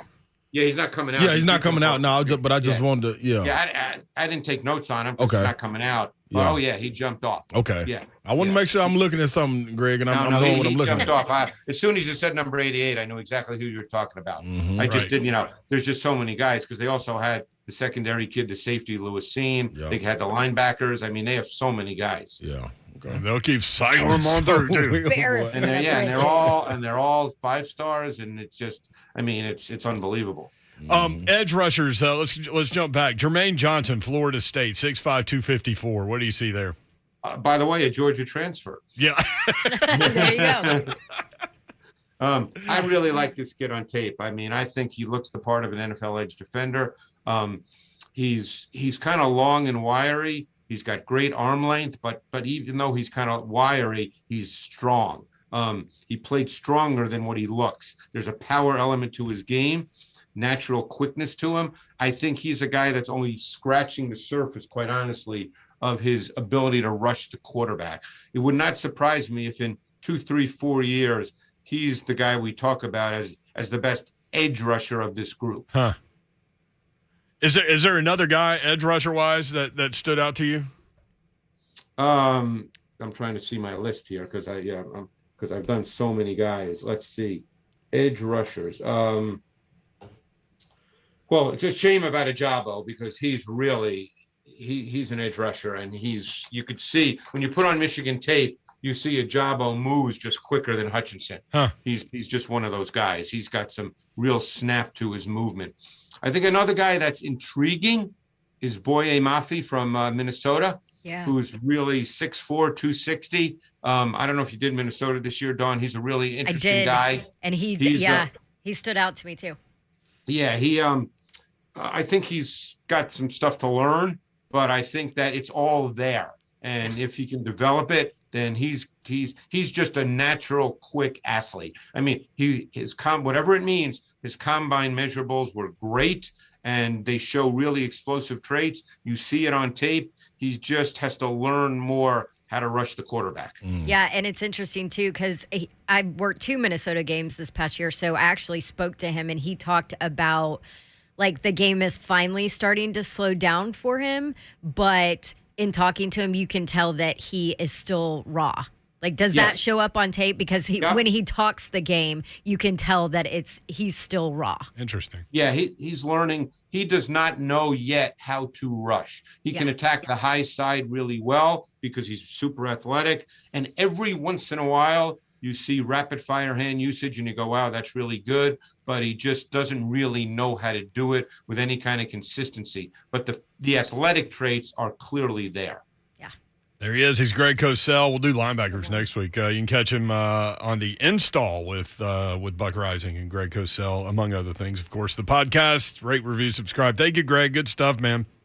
All right, guys. Appreciate it. Thanks. Greg. Thanks, Cosell. Really interesting stuff about Matthew Butler. Really impressed with this guy when he watched the tape. He said didn't know anything about him. Well, and I said a lot of people didn't, because you remember coming into the season? Like, nobody expected him to be that. Right, and if Tennessee had a good defense, that's when a guy like that really stands out, right? Yeah. Like, so, need help around you, but interesting stuff. We'll do linebackers next week. More 3HL when we come back. Have help around him this year? 615-737-1045 at 3HL1045 on Twitter.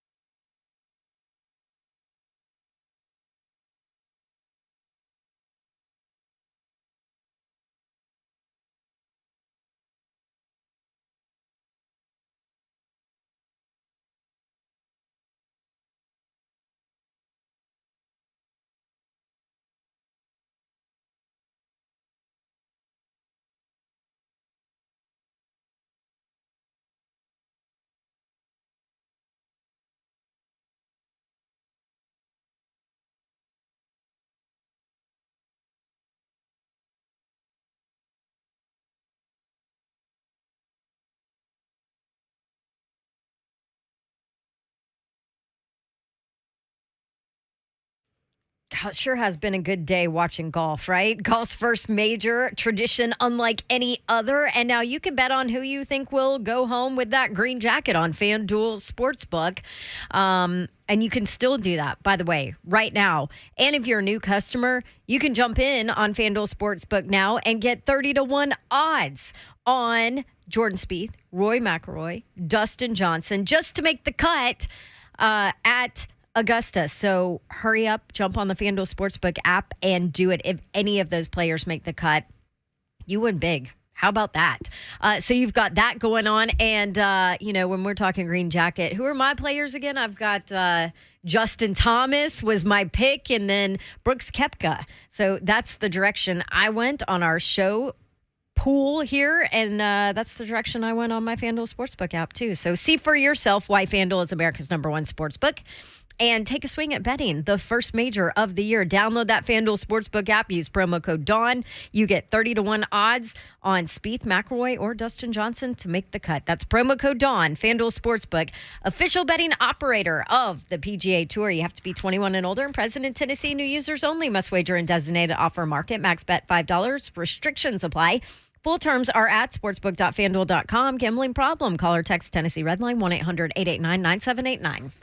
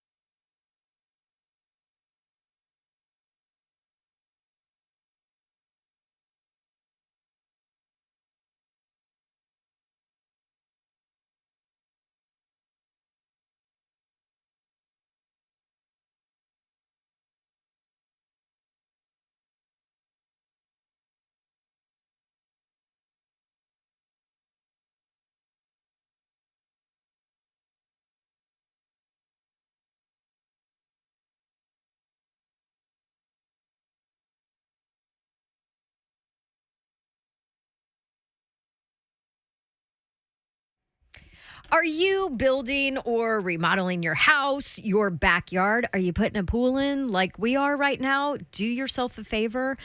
I'm going to tell you where you need to go. You need to go to Graham's Living. First of all, we always talk about local businesses, right? Graham's Living is a third-generation family business, been serving the Nashville community for almost 25 years. I went to see him 16 years ago when I moved to Nashville because I needed some beautiful lighting for my condo that I bought. And, of course, they have that. That's probably what they're best known for, their extensive inventory of luxury lighting.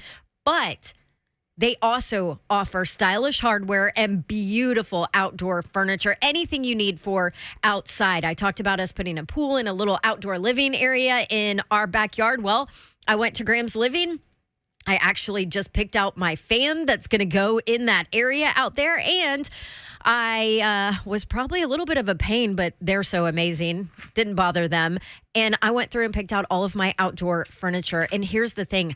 I don't have to wait 6 months for it to come in. Graham's Living has this huge selection of inventory that's already in stock and ready to ship. And it's exactly what I wanted. And it's beautiful. And this makes them an ideal destination for all of your home lighting and outdoor furnishing needs. Oh, and by the way, another perk for Graham's Living, they offer free delivery and setup of their outdoor furniture for all of you who live in the Nashville area. Traditional to transitional, rustic to industrial, contemporary to the very latest styles. Graham Living has you covered. Quality lighting, outdoor living options for any look, every lifestyle. Go stop by Graham's Living. Trust me, customer service, top notch. Located at 244 Cool Springs Boulevard in Franklin, Tennessee. Visit the showroom and treat yourself to the Graham's Living experience. I did and loved it.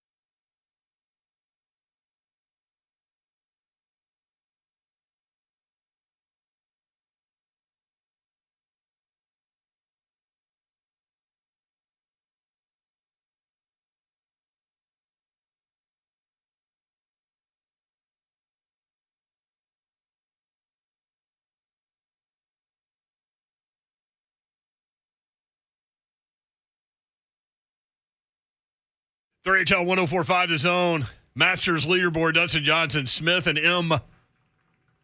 4 under par. DJ still on, he's only through 12.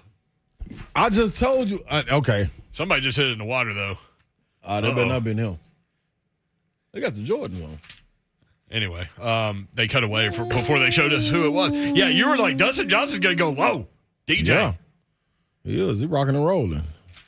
He looks just like our friend Blake Krieger. Shout out Craigs. He does. He does. Exactly like him. How's your pulled groin doing? Because I pulled my lower back. So what? Yeah, I don't know what happened. Y'all are just old. Yeah, man. Guess what? Just can't hang. I went to lunch with my partner, man, and he told me, dude, that 40, because he was watching me doing workouts yesterday. Well, what do you say? How much time are you going to need? There's no way in hell that you're going to break 5. Yeah, you said a month. We've been lax on that because it's already been longer than a month. It's been like 2 months. Yeah, how long do you really need? First of all, y'all stop bombarding me with all these damn questions. No, what's going to happen? We need to know. Let's first do that. Somebody turn the lights on him. He's in the interrogation room. Yeah, Slay! How much time do you really need? Let's first do that. Let's do that first. Define 1 month, See, please. this is what I'm trying to explain to y'all. Don't make us lock the door. See, he's seen me since he hasn't seen me all my life, first of all. But when it comes to training, he's seen me and he knows what that groin was doing to me, and it's just gotten worse.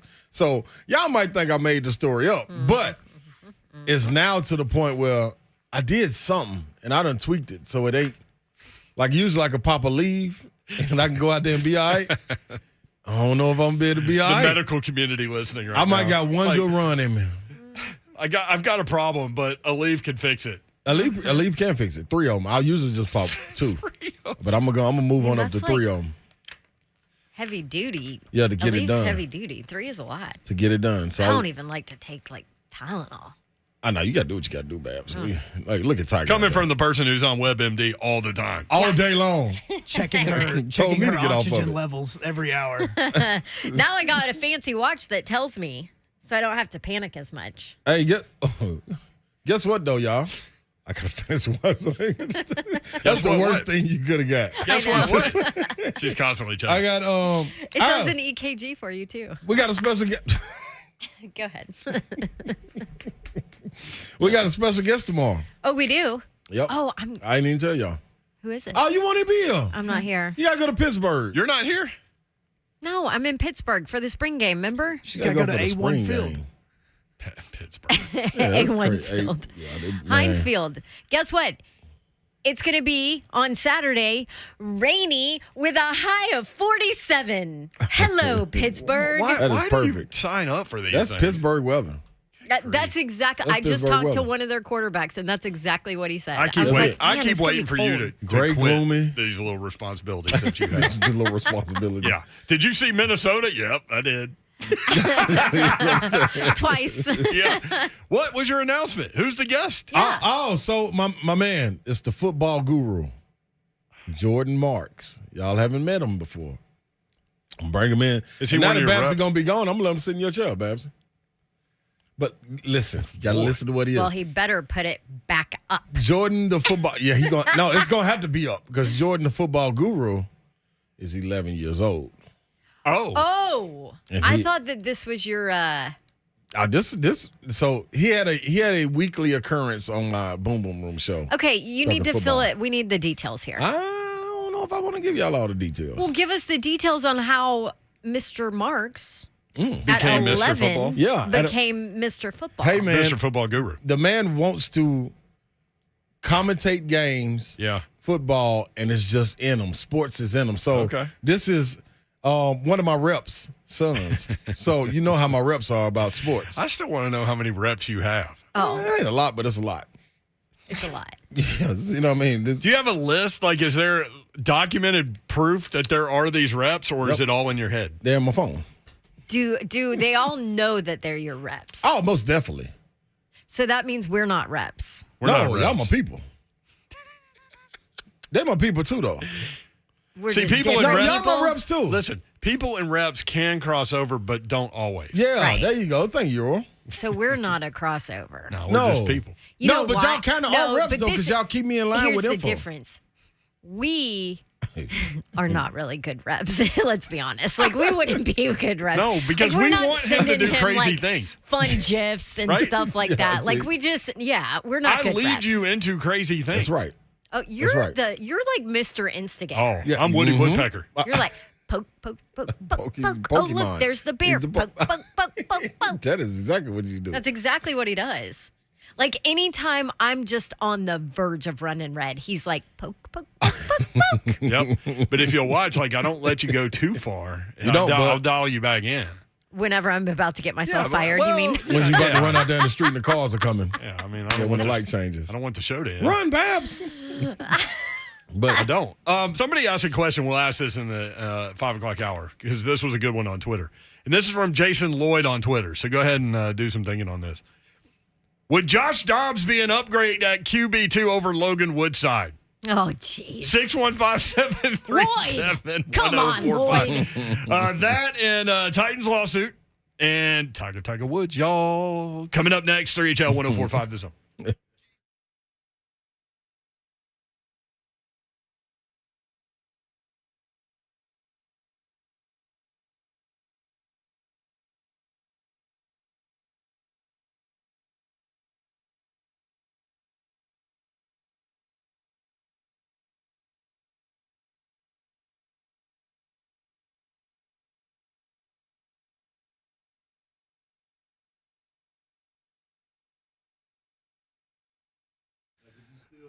Gupton Dodge Chrysler Jeep Ram, that's where you need to go to get that next new vehicle. Maybe you're sitting in a car right now on the interstate or one of the side streets because you don't want to deal with the interstate, but you've got a vehicle that you can't stand.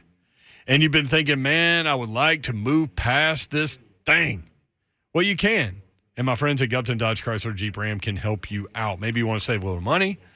Maybe repair bills have got you.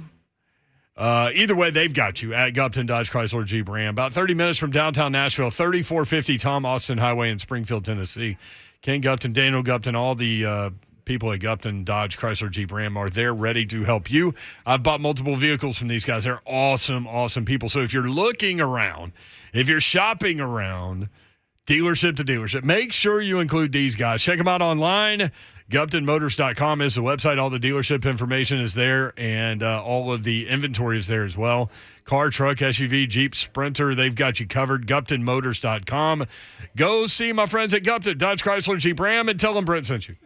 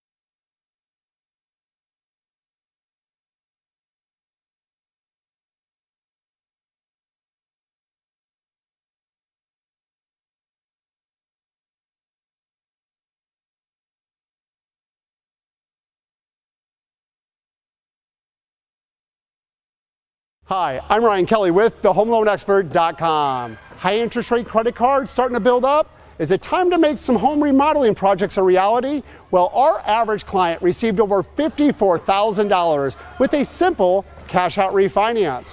What would you do with an extra $54,000? Let's get the process started today. Apply online at thehomeloanexpert.com. That was sweet.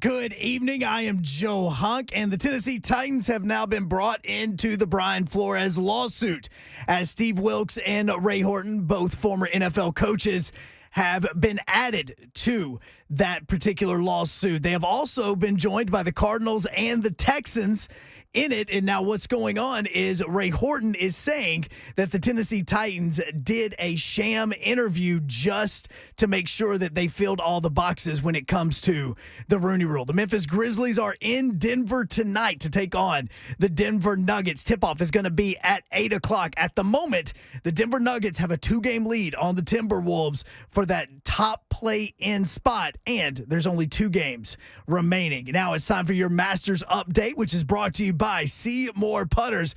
And as we speak right now, Dustin Johnson as well as Cameron Smith are both at 4 under par. If you're wondering about Tiger Woods, he is finishing the day tied in 10th place with 1 under par. For all your foundation repair and waterproofing needs, you need to visit USSTN.com. Breaking news at once on your home for the Vols, the flagship station for your Tennessee Titans, and home to 3HL. This is 104.5 The Zone.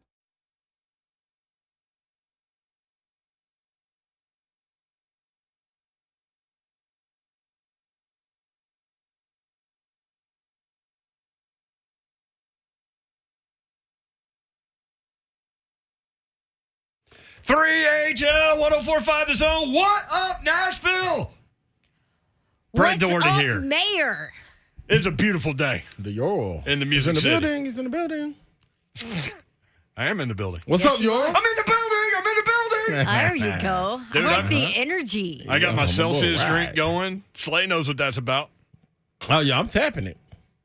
I'm on sparkling watermelon today. That's what Dawn says in one of her commercials. It gets me every time. So, yes, she sure do. Tap that interest rate or mortgage or whatever. Equity.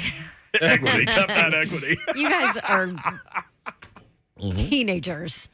That's what Yes, you guys we are. are. Yes, Hey. we are. What's going I on think- at Augusta? I got By the Chris way, Vernon down in Memphis. full transparency. In the break, Brent's listening to some goofy Augusta National rap. See, Hunk, didn't I tell you? So Yes. here's what happens. There's a guy down in Memphis named Chris Vernon. We've known him for a long time. He did sports talk radio. Now he does a bunch of stuff for the Grizzlies. And if you watch Grizzlies broadcast, him and Brevin Knight and all those guys all over the broadcast, and we put him on the show from time to time. Anyway, we call him Verno.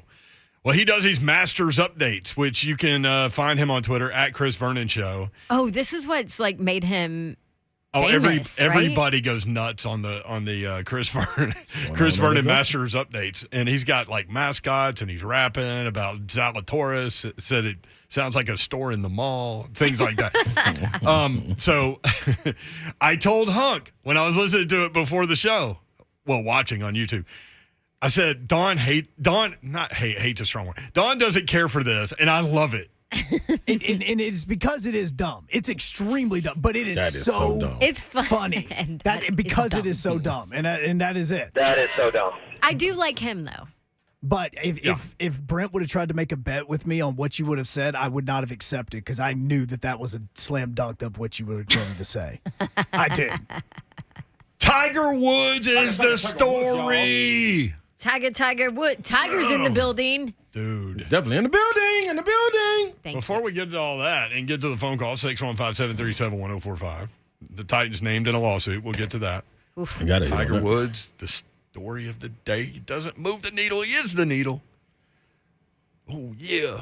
I was channeling the... You're still channeling Macho the Man. Augusta rap. No, that was Macho Man. No, that sounded exactly like brought the a little rap. rap and Macho in there at the same time. That was not Macho Man. Oh, yeah. What else we got? Oh, and then the question that we asked, a question from Jason Lloyd on Twitter at 3HL1045. Would Josh Dobbs be an upgrade at QB2 over Logan Woodside? I mean, We'll do you want me to answer? 615-737-1045. Let me know when. Twitch, please. That's probably what she was going to tell you. Yeah. That's what Zach says. By the way, if you want to watch the show, as Zach is doing on YouTube, you can watch it on Twitter, Facebook Live, YouTube, and Twitch. Twitch, please. Zach, Tiger with a 71. Impressive. I would have shot a 70 on the front nine. Maybe. I don't know that you would have shot a 70, Zach. I haven't seen your game. But we asked Virgil Herring, golf coach down at Innsworth. He's coached Brant Snedeker. He coaches, he's maybe the best golf coach in Middle Tennessee. Anyway, I asked him, what would a 10 handicap guy shoot with the current tournament conditions at Augusta? And he said about 140, I think. Isn't that what he said? Something like that. Yeah, that's what he said, 140. Goodness. 10 handicap. 10 handicap. And there's probably not a bunch of you that are 10 handicaps. What would me and Slay shoot? Like, if they let me and Slay bring up the rear today I'm coming in through. round one. I'm coming through. Oh, man. I don't know that we would finish with daylight, number one. Well, just speak for yourself. Because I'll finish with daylight. You would have the gold pimp sunglasses. You better believe it. Be cold. You'd have, like, the half a beard going. It'll be in the cup holder. You would have, like, a rotation of cigars.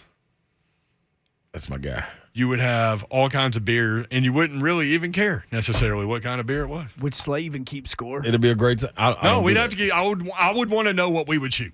Yeah. Listen. 160. Who? I'm being so nice. And put it on TV. And me and Slay playing against each other. Zone TV, that thing. Yeah. Zone TV. Gosh. And nobody Dawn wants and to I watch would y'all walk hack around. Are you kidding me? That would be glorious entertainment. Man, what? Man, as soon as I get an eagle, I'm shotgunning. Me and Slay are so desirable in terms of people wanting to play Talk golf. to him, Euro. We have a fivesome at the golf tournament Talk to him, Euro. On April 25th. And we may do a sports talk show that day, too. Talk to him, Euro. May? If not, Babs is solo. Yeah, Babs is We'll be there, though. She'll rock it. She'll shake it down by herself. They just might not allow us on the air. That's the question. That's the question. You think we would leave you, Babsy?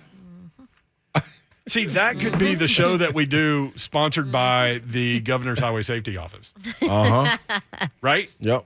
We could show everyone, like, the effects of alcohol on you into a microphone. That's true. Like, And you know how how you- they have those goggles for, Oh. like, what it looks like when you're boozing? We'll just be like, here, example And how you can A and function. B. Can you imagine what might come out of our mouths if we did a show like that? They get nervous downstairs. No, but we're going to have fun. Are there any slots left? April 25th? I think there's a couple. Maybe, yeah. Check it out, 1045thezone.com. Jump Better on hurry in. up. Jump Better on hurry in. up because There's going to be like some famous people out there, too. going fast, going fast, going Keith fast, Bullock, who fast, just fast. celebrated a birthday. Nick Westbrook, Akina will be out there. There'll be a cardboard cutout of Garth Brooks.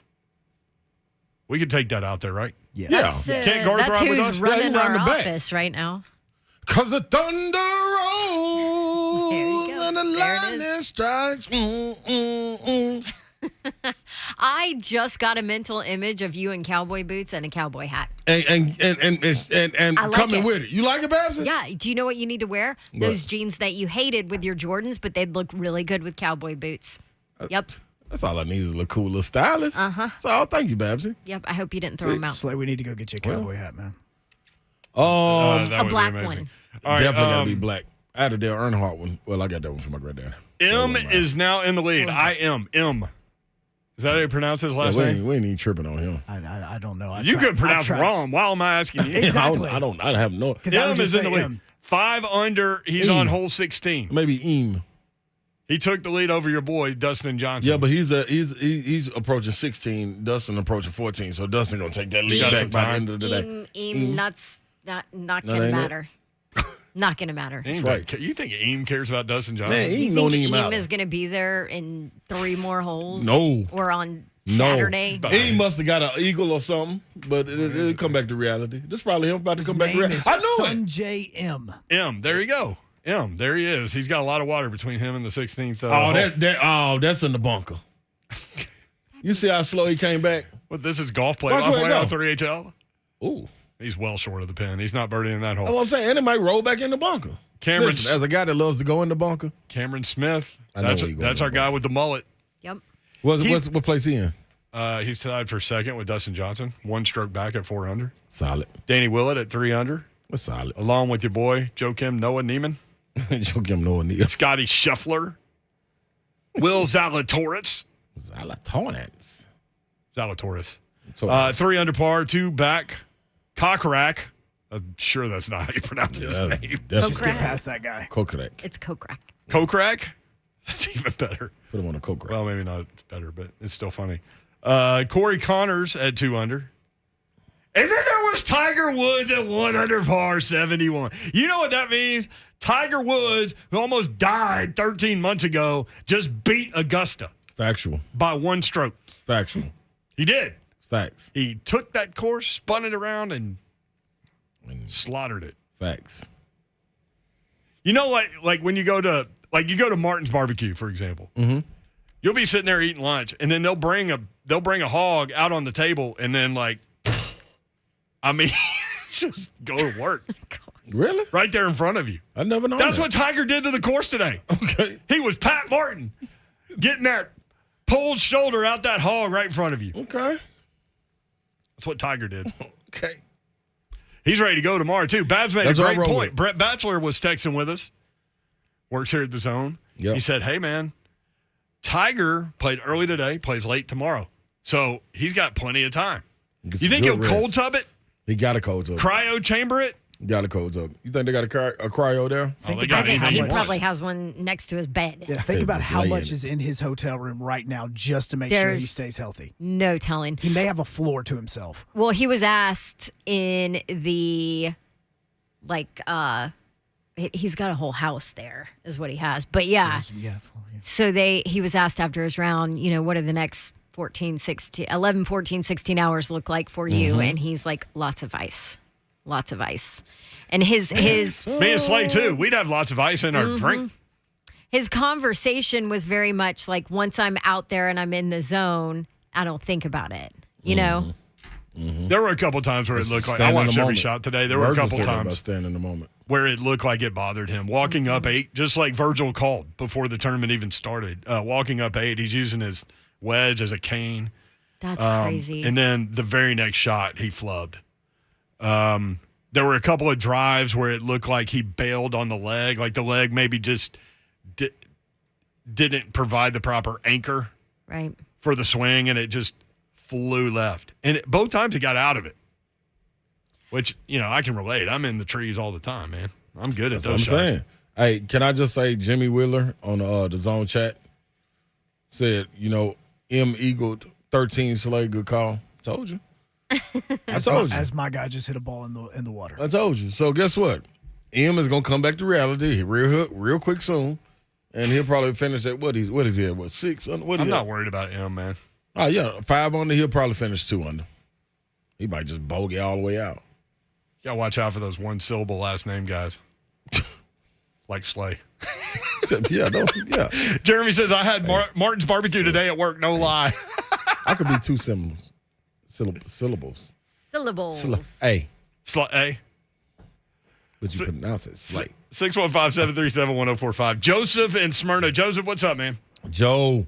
Hey guys, what's up? I want to preface this, man. 4 years ago, a couple of years ago, I did a wrestling show, refereed a wrestling show, AWA out at Murphy Center. Yeah. And Rick Stockstill, of course, we got him involved in the match. And funny story is, we didn't tell the football team that we were getting him involved in the match. So whenever we put him in the match, the entire football team tried to jump the rail to come and defend him. And of course we had to send the production team out.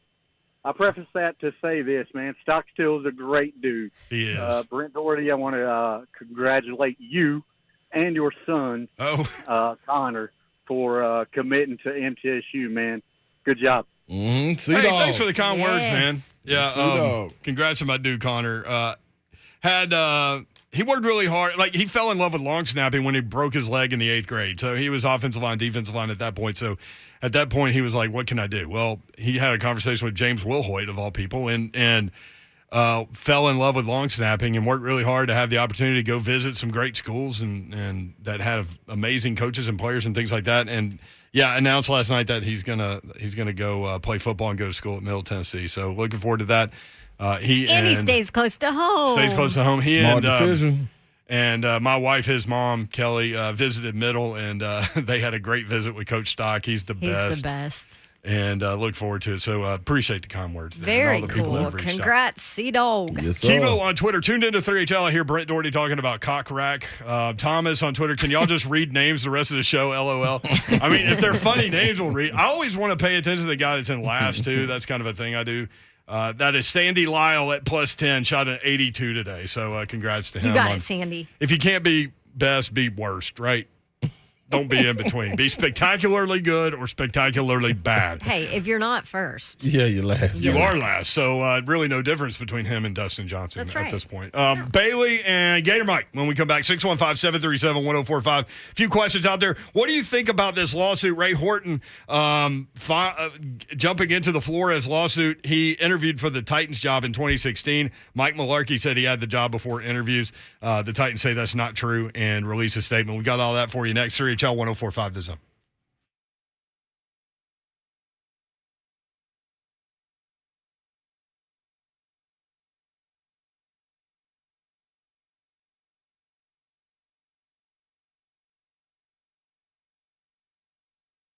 You know what else you need to watch? And in person, because there is nothing better than hockey in person, the Nashville Predators. And you know how you can do that for the 2022-2023 season?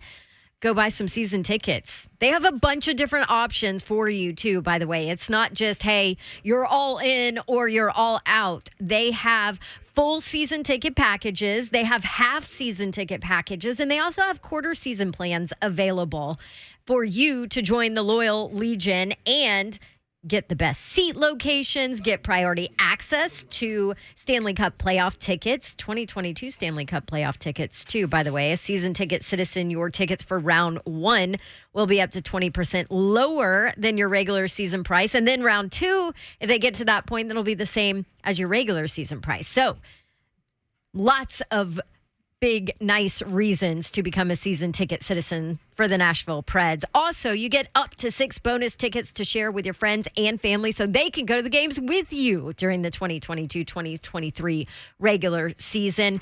You also get a ton of benefits, and that's Nashville locker room discounts, pre-sales to shows at Bridgestone, savings on Preds Foundation events, and, of course, concession discounts. That's a big one. Learn more at NashvillePredators.com/season tickets. Go Preds.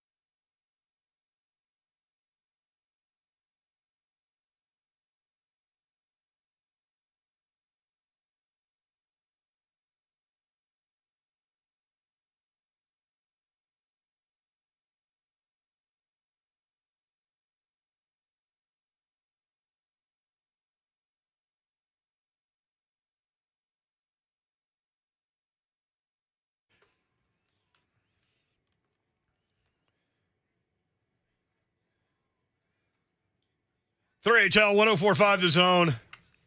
You guys going to Garth Brooks? I haven't been invited.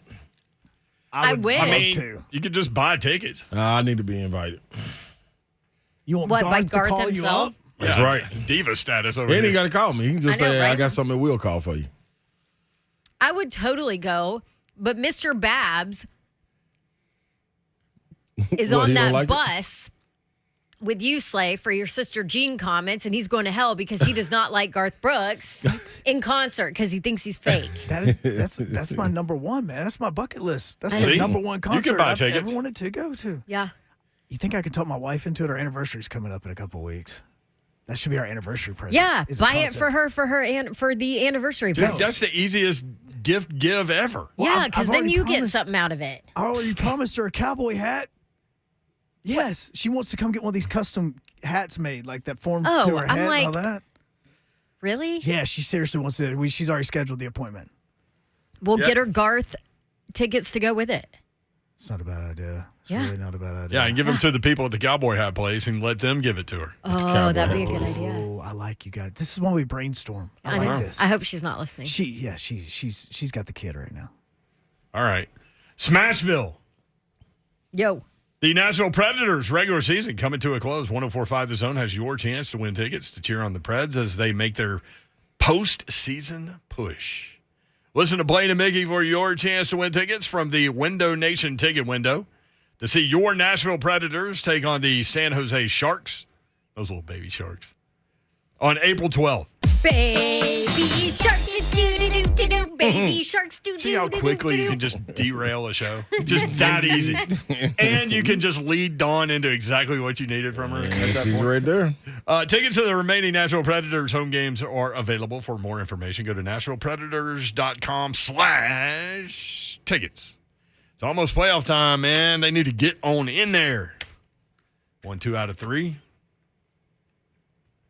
Joey with the hat trick last time out. Yeah. His first of his career. They won Slayer a little money. Yeah, smoke the wild. So 24/7 Sports did a story on Jalen Hyatt, and he has this quote. I can't read to wait this story. I can't Okay. wait to read this story. Can't read it. I can't do it right now because, talking and reading are two different things. Check out this quote from this story. When Coach Pruitt got fired and Coach Hype came in, I just got complacent. I wasn't working as hard as I usually work. This offseason, I've never worked as hard. That's some honesty. Yeah. Which leads us down a path that you were thinking about last night. Late. While you're eating. What are you eating? Spree? Yeah. I tried to give him chewy sprees All during earlier. the break, you tried to give it to him. I know, and he's like, "No, I don't like the Dude, are you chewy kind. serious, I like man? the hard candy." All And, right. and then as we're coming back, I was like, "Okay." I seal them up. I put them in my bag. Nobody else wants any. And he's like, "Let me try those, Babs." Hey, Slay, we'll get to your little And question. guess what? in a second. They're exactly what I thought they were. Not good. No, they're good. They just ain't got the hard. Got a nice bet. Hard candy has a better aftertaste. All right, let's go to Bailey. This just hangs out. Bailey, what's up? Hey, what's going on, fellas? So I got two Hey, things ladies. I'm gonna hit you with. First of all, Slay, Yo. bro, you're not getting out this 40-yard dash. No, hey, guess what? I'm not. I just had to delay it. I got to delay it. That's Hey, all. The people Now, are going to hold you to it. I'm putting out back surgery to run this 4.5 with you. Okay. I said 4.7 to begin with.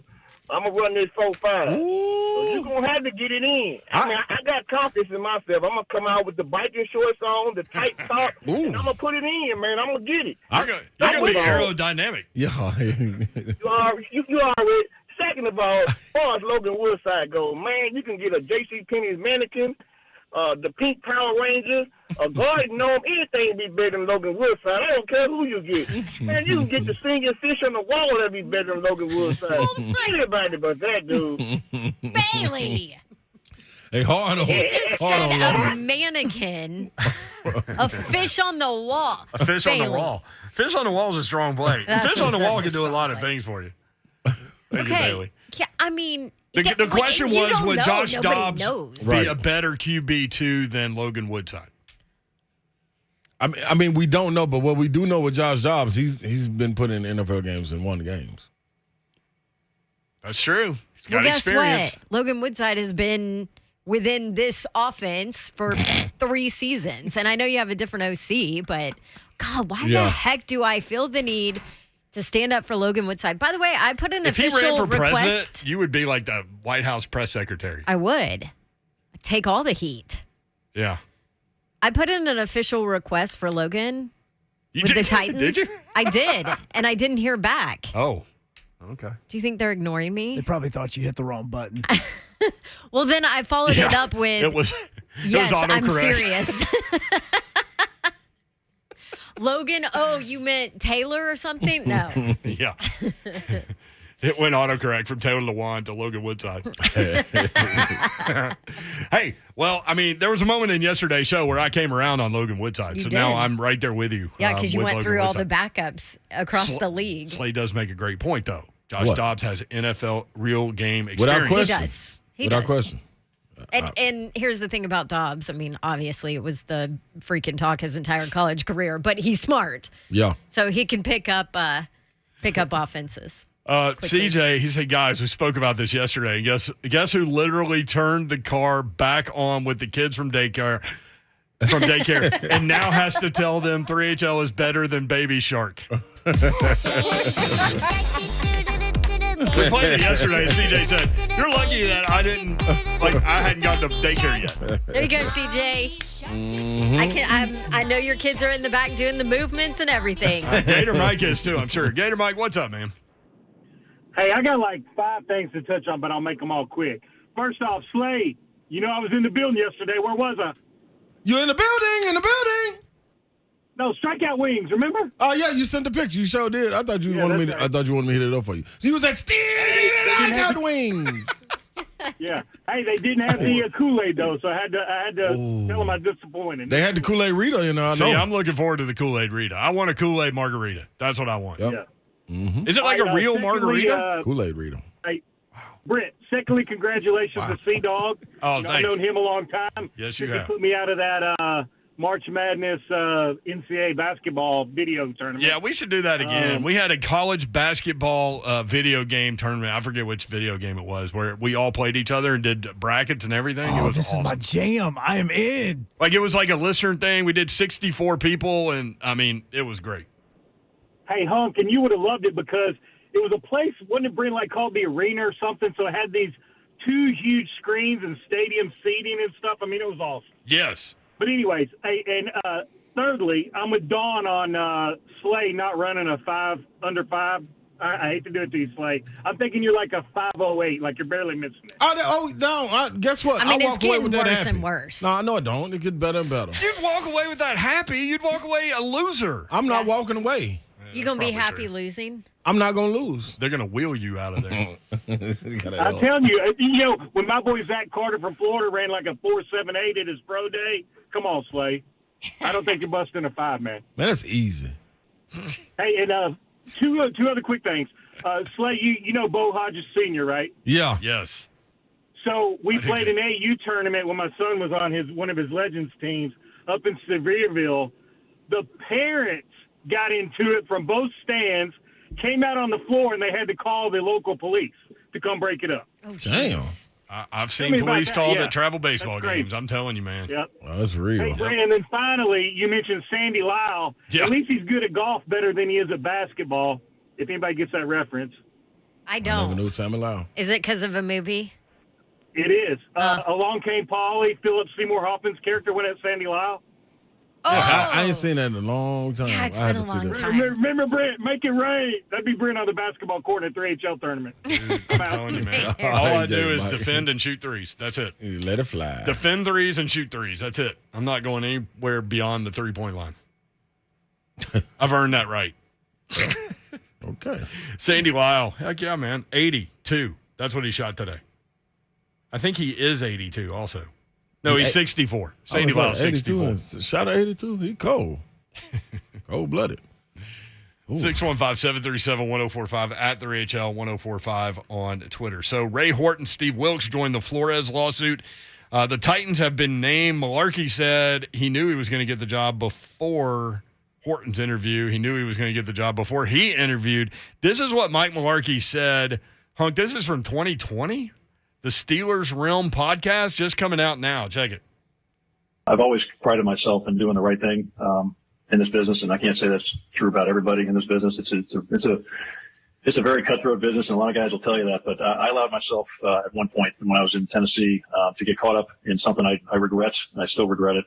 But the ownership there, Amy Adams Strunk and her family, came in and told me I was going to be the head coach in 2016 before they went through the Rooney Rule. And so I sat there knowing I was the head coach in 16 as they went through this fake hiring process, knowing a lot of the coaches that they were interviewing, knowing how much they prepared to go through those interviews, knowing that everything they could do and they had no chance of getting that job. And actually the GM, John Robinson, he was in on the interview with me. He had no idea why he's interviewing me, that I have the job already.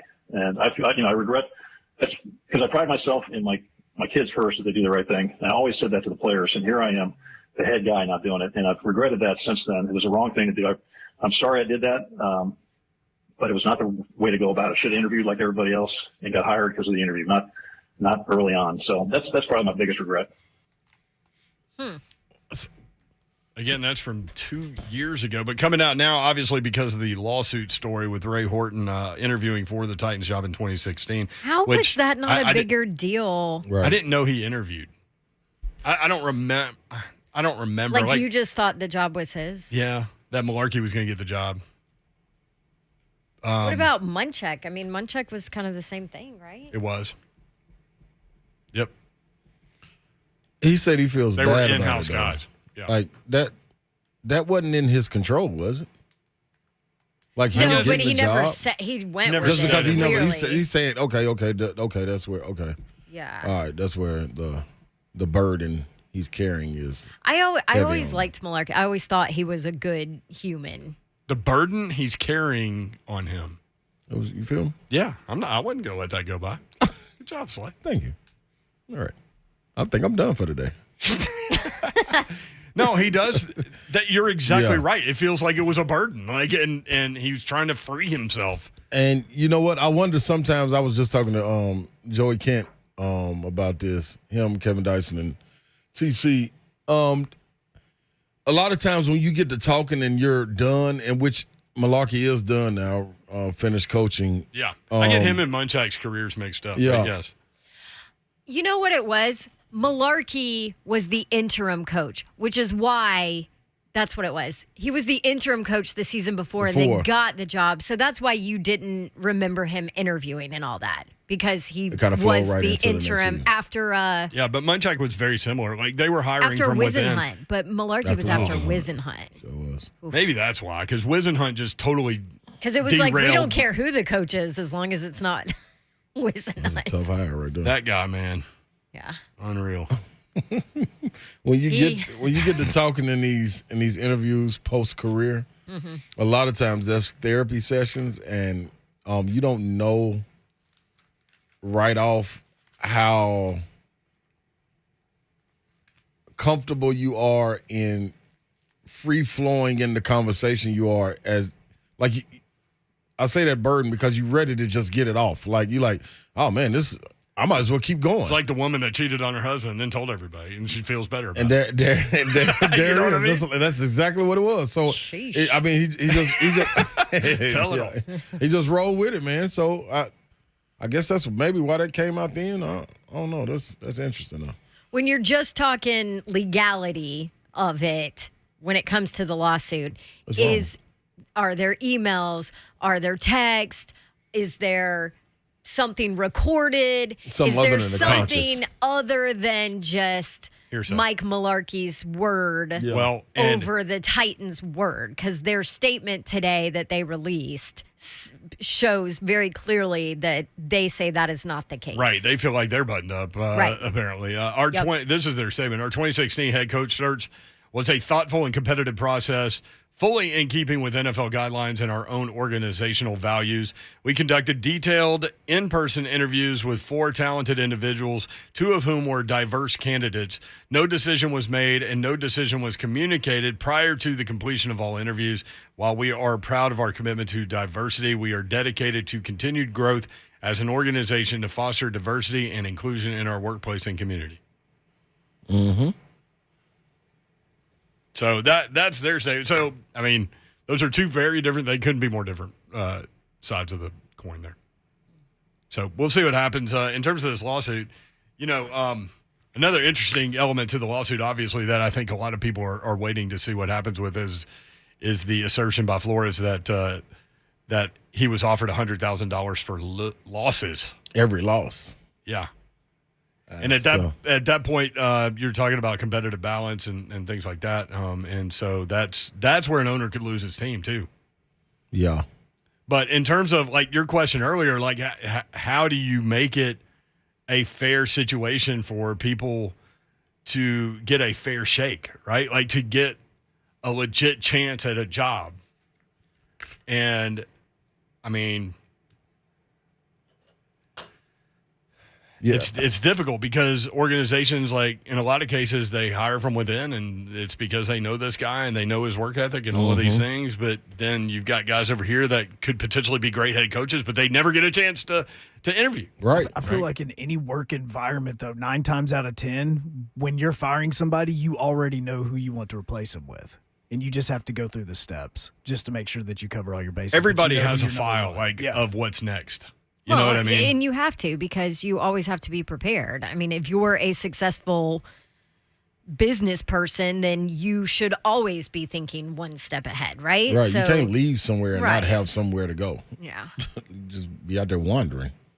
Wandering? Yeah, you can't wander. Like Kane in Kung Fu. I never seen Kung Fu. The cartoon?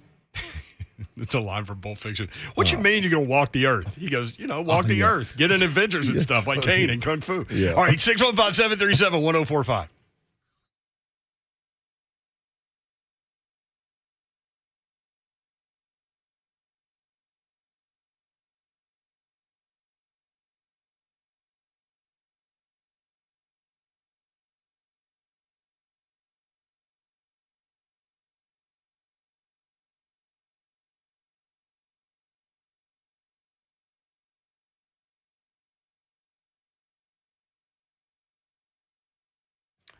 Buddy Allen Carpet One, they are there for you for any flooring project you might be thinking about. And here's the thing, when you use the big box companies at installation time, they're going to turn you over to somebody else and they'll step away. So you don't know who that next company is, or maybe you do, but you don't know who to call. But they give you a 1-800 number, but it's so taxing and so difficult. It's not that way at Buddy Allen Carpet One. They are there every step of the way, including the installation. Locally owned and operated by the Allen family for more than 55 years.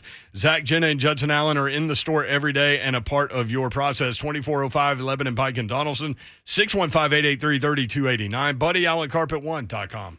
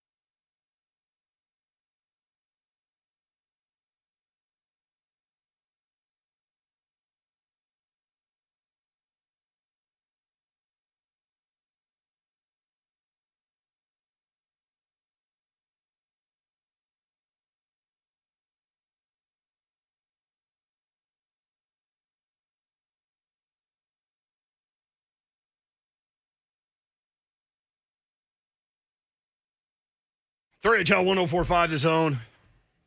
Do the stinking leg. M still in the lead, 500 par. He's on 18. He bogey this one. Cameron Smith, Dustin Johnson at 4 under. DJ's still on 16. Trying to catch him. What else we got? We got Danny Willett, Joaquin Neiman. That's a heck of a name. Scotty Scheffler at 3 under. Cockrock is at 2 under. Man, that guy, 70. He shot a 70 today, Cockrock. Willett. Who else? That is not how you say his name. Kokrak. Yes. Ding, ding, ding, ding, ding. Coca-Cola. But he's from America. He's not from South Africa. If he was South African, it would be Kokrak. Right? How's it spelled? I mean, her last name used to be K-O-K. Coke. Oh, that's how it's spelled? K-O-K? Mm-hmm. K-O-K. Rack. Okay. He's a rack of K-O-K. Okay. He's out with Torres at 200. I like the names, man. Tiger Woods, y'all. 1 under. Tiger Woods, y'all. Slayed it today. 71. He was grinding out there, too. Boy, he was happy. That's He right. was out there joking around and stuff. He's like, Having a he good told time. his caddy at one point, he's like, man, I couldn't have hit that one any better. Started laughing. I'm like, I don't know that I've ever seen my man laugh on the course. During the middle of a round? Yeah. Having a good time. When he baby. was short of the green. That's right. It's looking good for him. Tony Fee now at 10 at 10 under. I started saying he is not at 10 under. He's tied for 10th, 1 under. Oh. Who else you want to know about? Um, I'll tell you this. What? Siwoo Kim can just not even play the rest of the tournament. That guy. I told y'all I made 15 bets yesterday. Yes. He was one of them. Oh, And? girl. Plus 476. Oh. Just go on and go see the sides of Augusta. I don't know. What Go did hang you out bet with, on him for a finish? Let's see. What did I bet? First round top 20. He did not do that. What else did I do? Winner. Chicken dinner. I could've why, won- why were you all in on him? I could have won $2,500 with him. Yo, what made you rock out with him, though? I don't see Wu Kim. I think it was last year when Last you were year, talking yeah. about top Asian. That's right. He's That's the right. top He Asian almost got. golfer. He came in second last year. Top Asian. He was the second top Asian. That's right. So he was the last top Asian. Then. Schauffele. He changed his name all of a sudden. It's been Xander Schauffele forever. Now he's Schauffele like he's some chef. He's like a sous chef. Like the souffle, Schauffele. Plus 1. That guy. He could go with Siwoo Kim. Going over. You could take all of my guys that I bet on and just have another tournament and nobody watches except me. The Brent Daughtery attorney. Seamus Power, that guy. Plus 2. Guido. Now. Migliozzi. Guido Migliozzi. Yeah. Why did I not bet on? The only reason I didn't bet on him is because I didn't see him. If I'd have seen that on the bet sheet, I'm betting on Guido. Man, I couldn't stand Guido. He was the assistant coach of mine. Made me start listening to church music on the way to practice. Because he was the devil. He was an evil-spirited man. Oh, you listened to church music because he was the devil. Yep. Not like he made you listen to it. No, yeah, he did make me, I like to listen to church music, but not on the way to practice, but I had to have the spirit in me to battle Guido, the devil. You know who else can go play in this other tournament? Who? That's Guido. not the Masters? Louis Oosthuizen. That guy finishes in the top 5 all the time. He's plus 476, tied for 70th. Come on, man. And he and Tiger in them group. Justin Thomas, another one. Just thinking it up. Babs has him. Yep. 76. Come on, Justin. War Eagle. He's an Auburn guy? No, he's No, a Bama he's a guy. Bama guy. So that's why I Luke celebrate List him. from Vanderbilt, 77 today. All right. He'll bounce back. VJ Singh, he's still playing? You talking about flying under the radar. Well, I heard about VJ in a minute, man. Yeah. You fire in a 78, that's what happens. He's tied for 82. You're still here. Yeah. Walks into the locker room. VJ Singh. Paul Casey withdrew on hole number 1. I don't know why. He just knew his, nah, I'm done. I'm good. This isn't my turn. Like, you spend the money to go there. And if you don't spend the money to go there, you spend the time to go there. Yeah, ain't nothing wrong with It's like, all right, first shot. No, I'm good. I'm out. Man. Brett Batchelor said Xander is an Olympic gold medalist, too. Screw him, man. Screw your medals. Xander. Xander, like he's a Marvel comic There are 91 players. Well, there were because Paul Casey disbanded himself. So 90. 20 different countries represented. 20 players making their first appearance. Wow. That seems high. 20 debutantes?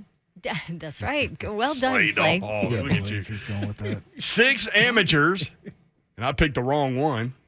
I picked the wrong week to quit amphetamines. 18 Masters champions. That's the field. Well, looks like, and 2 of mine are Masters champions, right? The 2 Tiger. Who's your other one? Dustin Johnson. Yeah. Mm-hmm. Good job, Slay. All right. Well, I'll be watching this tournament tomorrow. Yeah, I will too. Tiger's going to play while we're on the air. We're going to be watching while we're on the air. You want to talk about multitasking and A little play-by-play action. have we ever done play-by-play golf on Thursday? We can. We've done some NCAA tournament stuff that we weren't supposed to do, I think. Babs, you checked in already? Illegal. For my flight? Yeah. You know I have Slay. I mean, who takes care of you when we have to check in for flights? She is Ron Slay. Wait. I just realized Dawn's not here tomorrow, and we have to do the show while Tiger's playing. This is going to be a complete. It's going to be a debacle. Dawn, I'm screwed. I almost said. Honk, you're in charge. I'm screwed. Almost drop an S-bomb there. Shiano show. Yeah, it's going to be complete that. All the way around it. All the way around the bowl. All right, more of us coming up. Thanks for putting up with us. We love y'all. Yes. Make sure you're safe tonight so we can chat tomorrow. And hit us on Twitter anytime at 3HL1045. Later. It's all true, boss. Taurus.